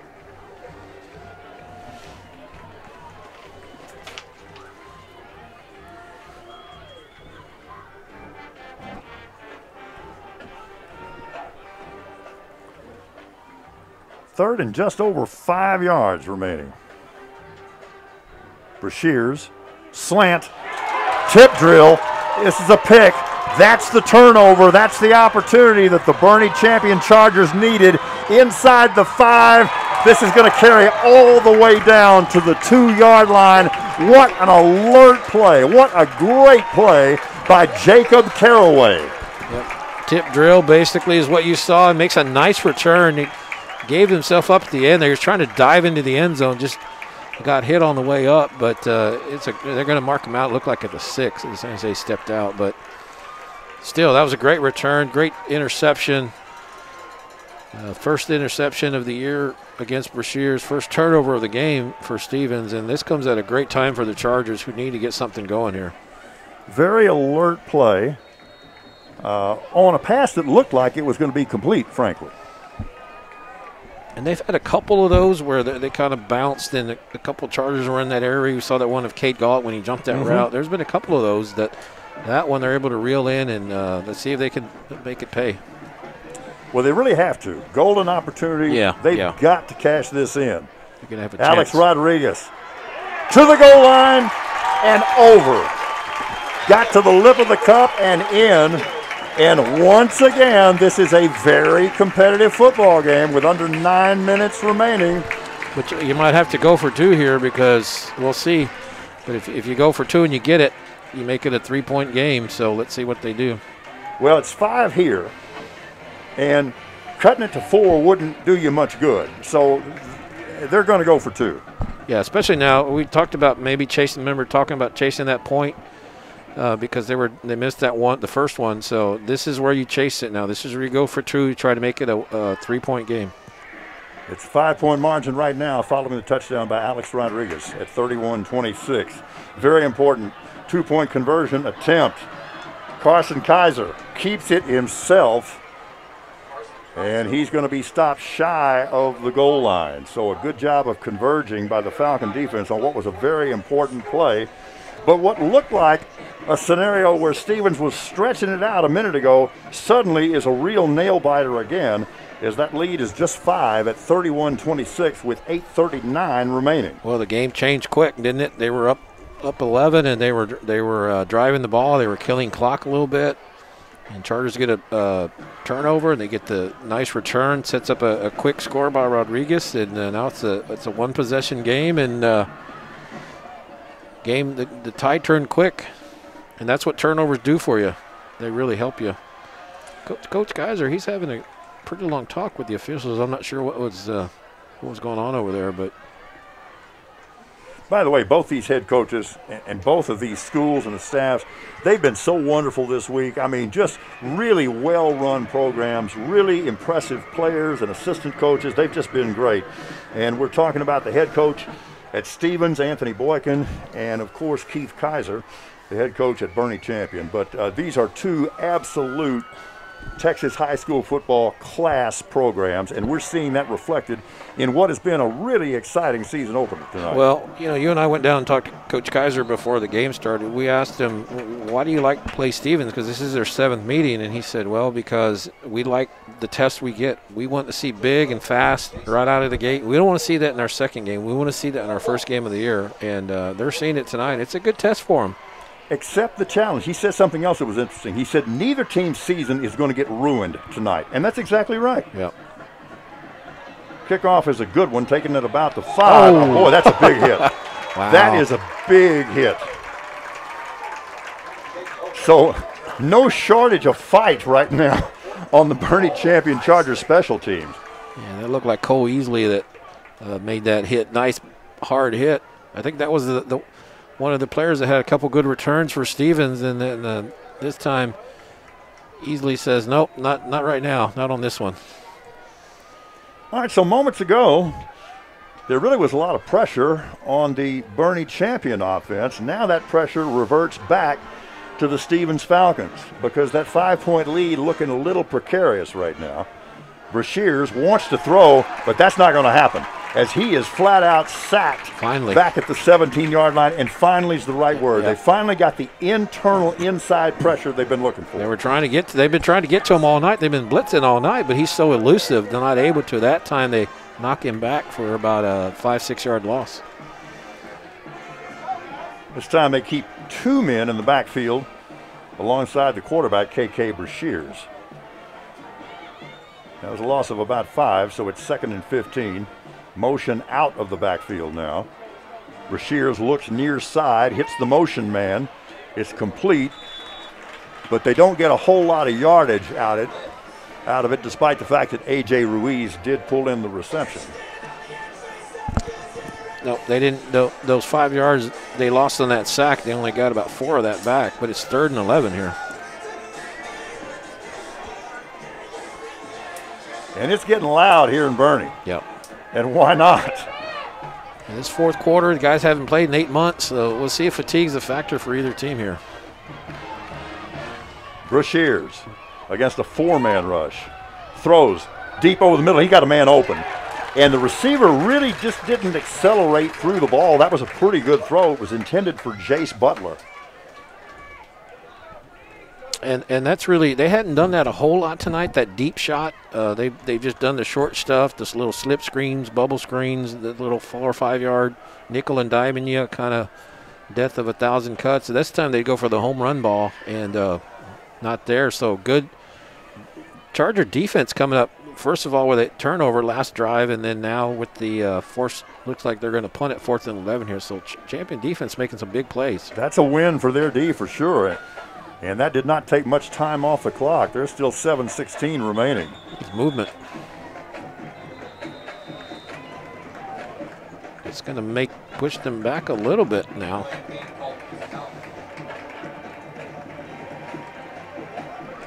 So Champion now, the return man is going to come up to about the 50, inside the 50. So they got a pretty good shot at field position here. Aiden Pickett, return man. So he's standing at about 49, 50 yard line. So let's see what kind of return he's able to get. Brashears gets the punt away. It's low. It's rolling around, but it's rolling around in Stevens territory.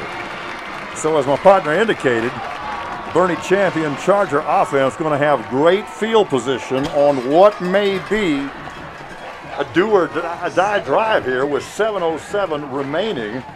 And Bernie Champion trailing by 5 at 31-26. Let's see what they come up with.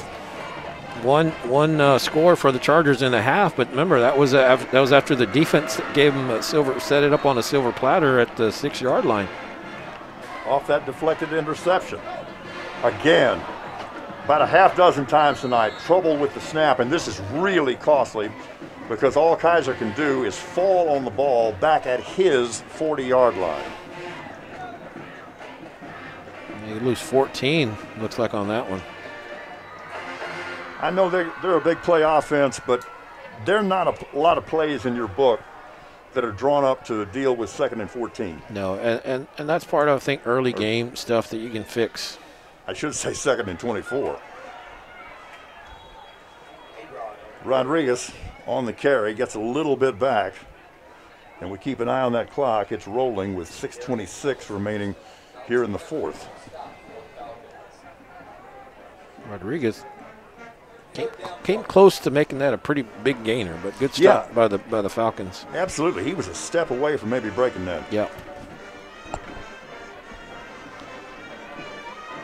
3rd and a long way. 3rd and 19. Kaiser steps up in the pocket, throws a deep ball. He's got a man. This should be a touchdown, and it is. This should be a touchdown, and it is, as Ryan Blandon continues one of the biggest nights you will ever see a high school football player have, and they caught the Stevens Falcons in man coverage.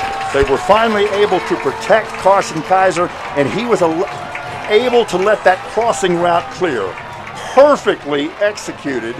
And after being down 11 just moments ago, we have our 6th lead change of the night as Bernie Champion is ahead 32-31. And of course, you got to go for 2. It's just the numbers. 1 point here doesn't do you any good.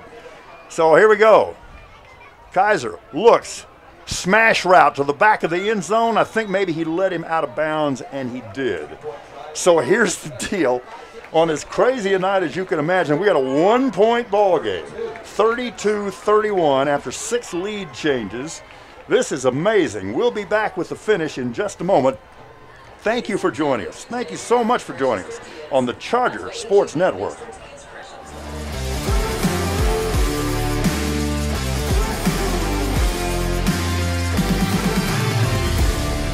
Tonight's broadcast on the Charger Sports Network is brought to you by H-E-B, Smoky Moe's Barbecue, Chick-fil-A, Frost Bank, Jet Specialty, Ferris Orthodontics, 1910 Church, Wick Productions, and Dog and Pony Grill.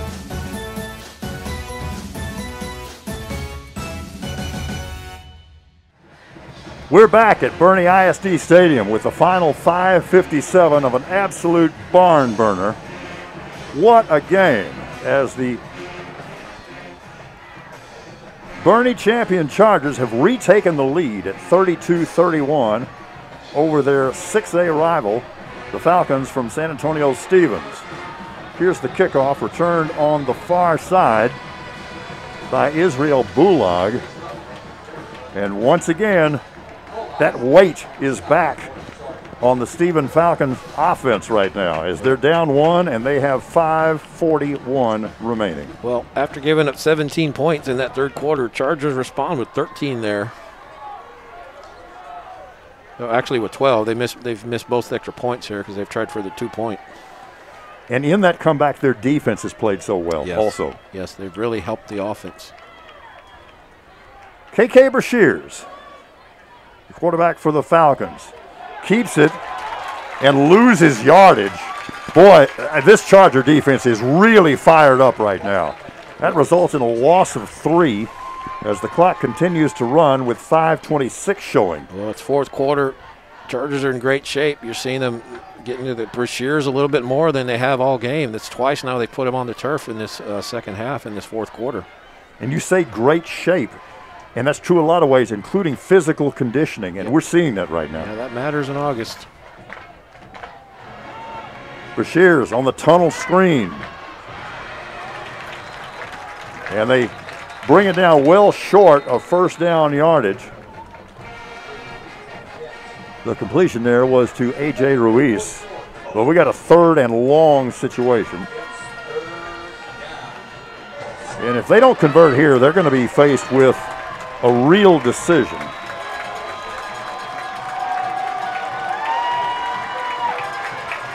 Bernie champion fans into it here on the near side, boosting their defense.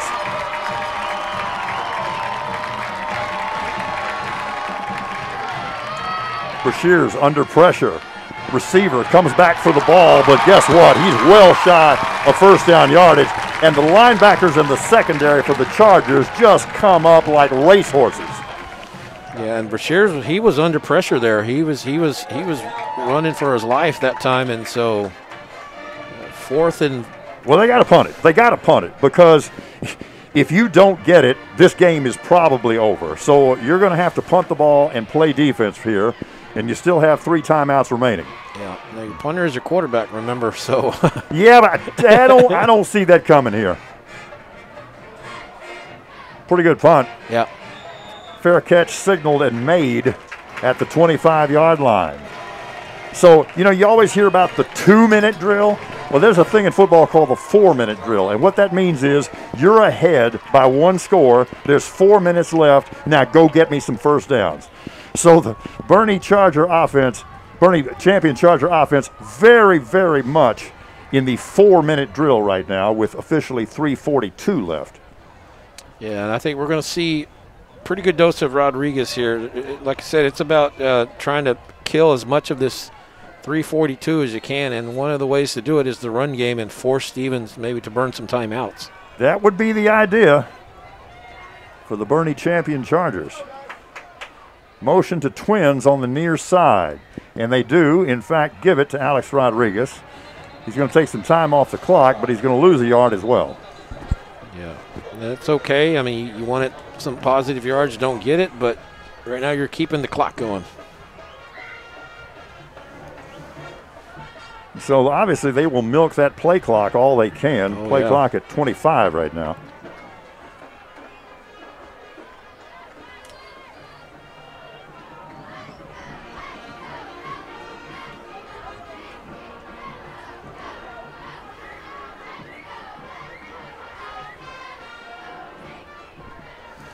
Play clock at 6. Game clock now under 3 minutes remaining in a 1-point ball game. Running play. Rodriguez runs with authority, close to first down yardage. I think they're going to spot him about a yard shy. Well, and when he gets that little bit of daylight, he is so dangerous because he is so fast and so shifty. When he gets out to that second level, you got to watch out with that guy because he can break one.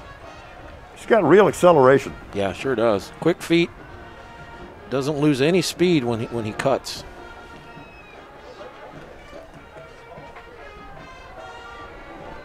Well, they get a first down here. That's going to put Stevens in a tough spot. In a real bind. Yeah, they would have to start burning those timeouts. Yeah, this is a big play here. Might be play of the game. Let's see. Play clock at 6. They'll try to snap it at 1. And they do. Again, a low snap, though. And as a result, the timing on the play a little bit messed up, and they do not get the first down.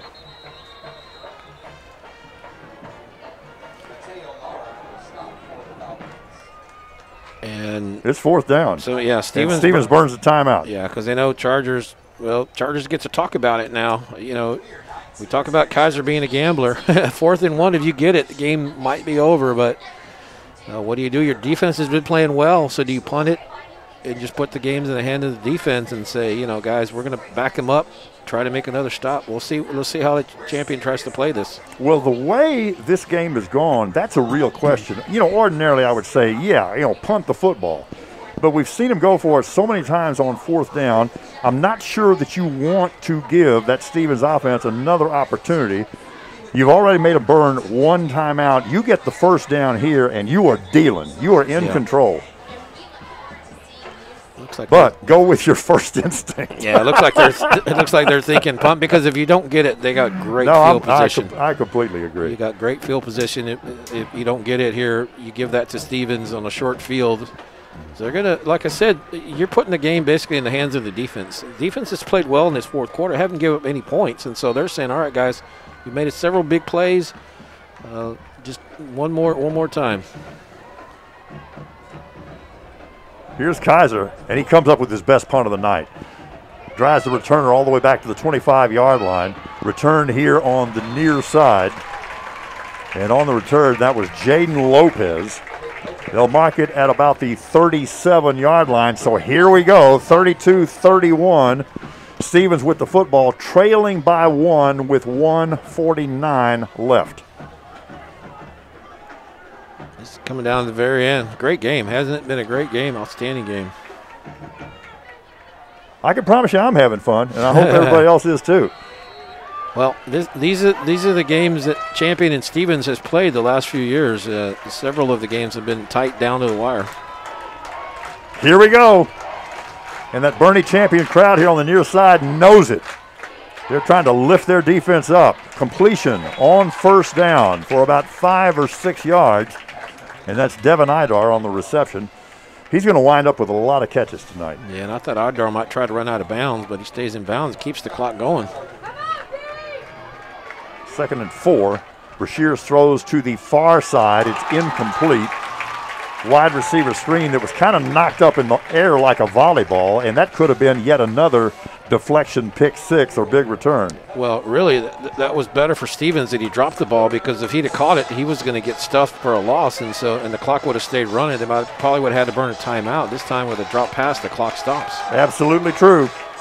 3rd down, Brashears on the slant, gets it out in front of the receiver, but it's incomplete. It was intended for Eli Gonzalez. Well, here we go. 4th down, they got to go for it. Kate Galtwell on that coverage, yeah. 4th down. This is the ball game, folks. If Champion can stop them, they can pretty much go into victory formation. Get a stop here, game's over. Yep. On 4th down, Brashears on the slant, good throw and catch, and that was a tough catch by Eli Gonzalez to keep not only the drive alive, but the game alive. Big play, great throw by Brashears. Into Charger territory at the 49. Brashears with protection this time. Great coverage downfield. Brashears finally turns it loose and essentially has to throw it away. That stops the clock with 1:05 showing. And that was because of the coverage. Like you said, Paul, he had time. He was scrambling. He had time. Nothing was there. Champion defense and coverage wasn't giving up anything. And if anything, they made him scramble around a little bit and burn a little bit more clock than he wanted. 2nd and 10 following the incompletion. Champion brings the blitz. Screen near side. That's Idar again, and he takes a big old shot at about the Stevens 46-yard line, and the clock continues to run, now under 50 seconds. Kate Galt with the hard hit there. Stevens still has 2 timeouts. 3rd and 7. Brashears shoulder fake, slant over the middle. Maybe his best throw of the night. I mean, that was a dart when he had to throw one, and that also was a nice catch by A.J. Ruiz. Now remember, Stevens, they don't have to score a touchdown. They just need a field goal to win this. And they got a good kicker. Completion, far side. Stays in bounds. Clock running. 26 seconds. Now they'll take a timeout. See, and that time I thought the receiver was going to go out of bounds and save them a timeout. Instead, he stays in bounds, and they have to burn their 2nd timeout. They got 1 left. They got 1 left, and it's going to probably be if you're able to move it down a little bit, it's going to be to get the kicking team out there. So you're down to 1 timeout. That was a big play there, staying in bounds. Got to get to about the 25 to give your excellent field goal kicker a legitimate shot. And we're talking about excellent field goal kicker. His name is Theo Caballero. Well, they're about 12 yards. Well, no. Yeah, about 12 yards from there. No, 7 yards. They're at about the 32, so they got about 7 yards to get. But remember, it's 2nd down, so you may not have to get another 1st down, just depending on how the clock plays out here. Yep. All right. Back to play. Here we go. Man, the way this crowd is responding, you'd think this was a good football game or something. Yeah. Feels like a playoff game in August. Yeah, it really has that feel.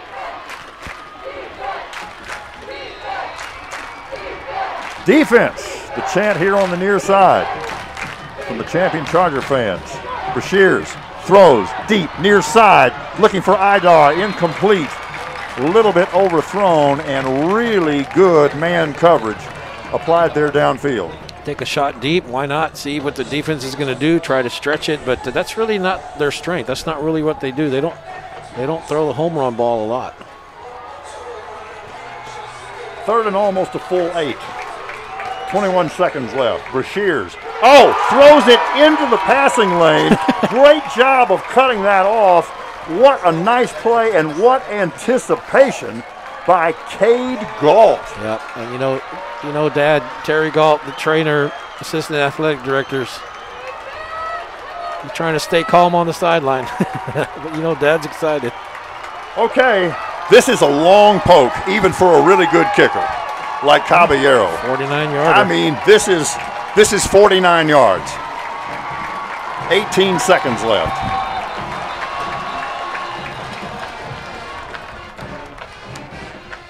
Champion's gonna do the whole icing thing or de-icing thing. We'll see. Yeah. Oh wow. Oh wow. How about this drive by Stevens? 11 plays. They start at the 36. It's taken 11 plays, but they've gotten to at least give themselves a chance. They had a 4th and 4, and they converted on a big play, 7 yards, got the first down, then hit a 3rd and 7. And now they're coming down to, looks like a 49-yard field goal attempt. Well, it's 4th and about 8. And they do have a timeout remaining, but they do have their kicker on the field.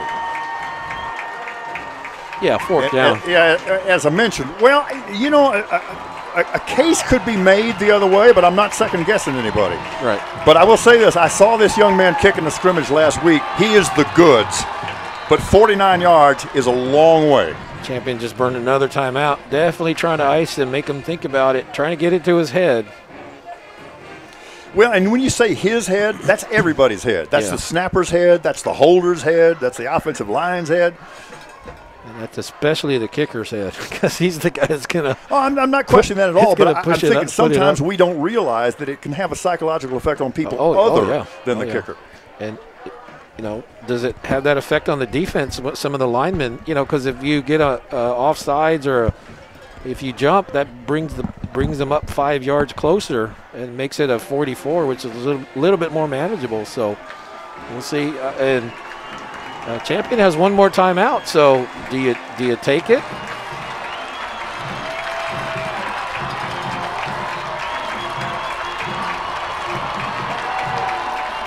For the game. It's on its way. It's going to be well short. And with 13 seconds remaining, the ball goes over.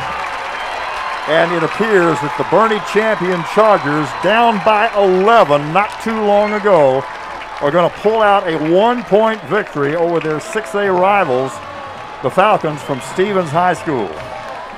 What a fun game, and all honor to both teams. This is what Texas high school football is all about, and it's so great to have it back. Yeah, this has been a very competitive game, very evenly matched. You saw both teams get out big leads, and then the other team kind of respond, and came down to this fourth quarter, and it came down to a kick. And, you know, the kick it just didn't have enough leg. It was straight, just came up probably need about 10, 15 more yards on it. Third quarter was all Stevens. The fourth has been all Bernie Champion Chargers. Yep, and what started, it was a Caraway interception. That was kind of the turning point in that fourth quarter. He takes the return down to the 6 on that pick, and then off a deflection on what really was a pretty decently thrown ball. Yeah, and they score, and then they hold him to a punt, and then we saw that Brandon play, and you know we were talking about that big play, and part of that was just Ryan Brandon with his speed, just getting past the defender, and having a great game. Ryan Brandon is, and nice throw by Carson Kaiser to get it to him, and that gets them the lead. And Stevens has had the ball twice after that. They go a punt, and great drive, though. They go 11 plays on that one. They took over at the 36 with a minute 49, and they get it to where they at least gave themselves a chance, and it looks like it's going to come up short, as Chargers should be able to go into victory formation here. Here it comes. You know, Carson Kaiser, in many ways, has had a rough night in the sense that he's been in duress all night, but you're exactly right, Kerry. He made some plays when they had to have him make some plays. Yep. And several guys making big plays. Both sides, complementary football, defense helping the offense scoring when they've given the chance. Almost another high snap. That was a high snap. Seen too much of that tonight, I think. The Never Chargers. a dull moment. Yeah. Right until the end. Well, you can guess what the Chargers are going to work on this week. Maybe tonight. Yeah. Maybe before they go home. What a ball game. And there was a timeout taken. Well, I mean, Stevens had one, so. Why not, right?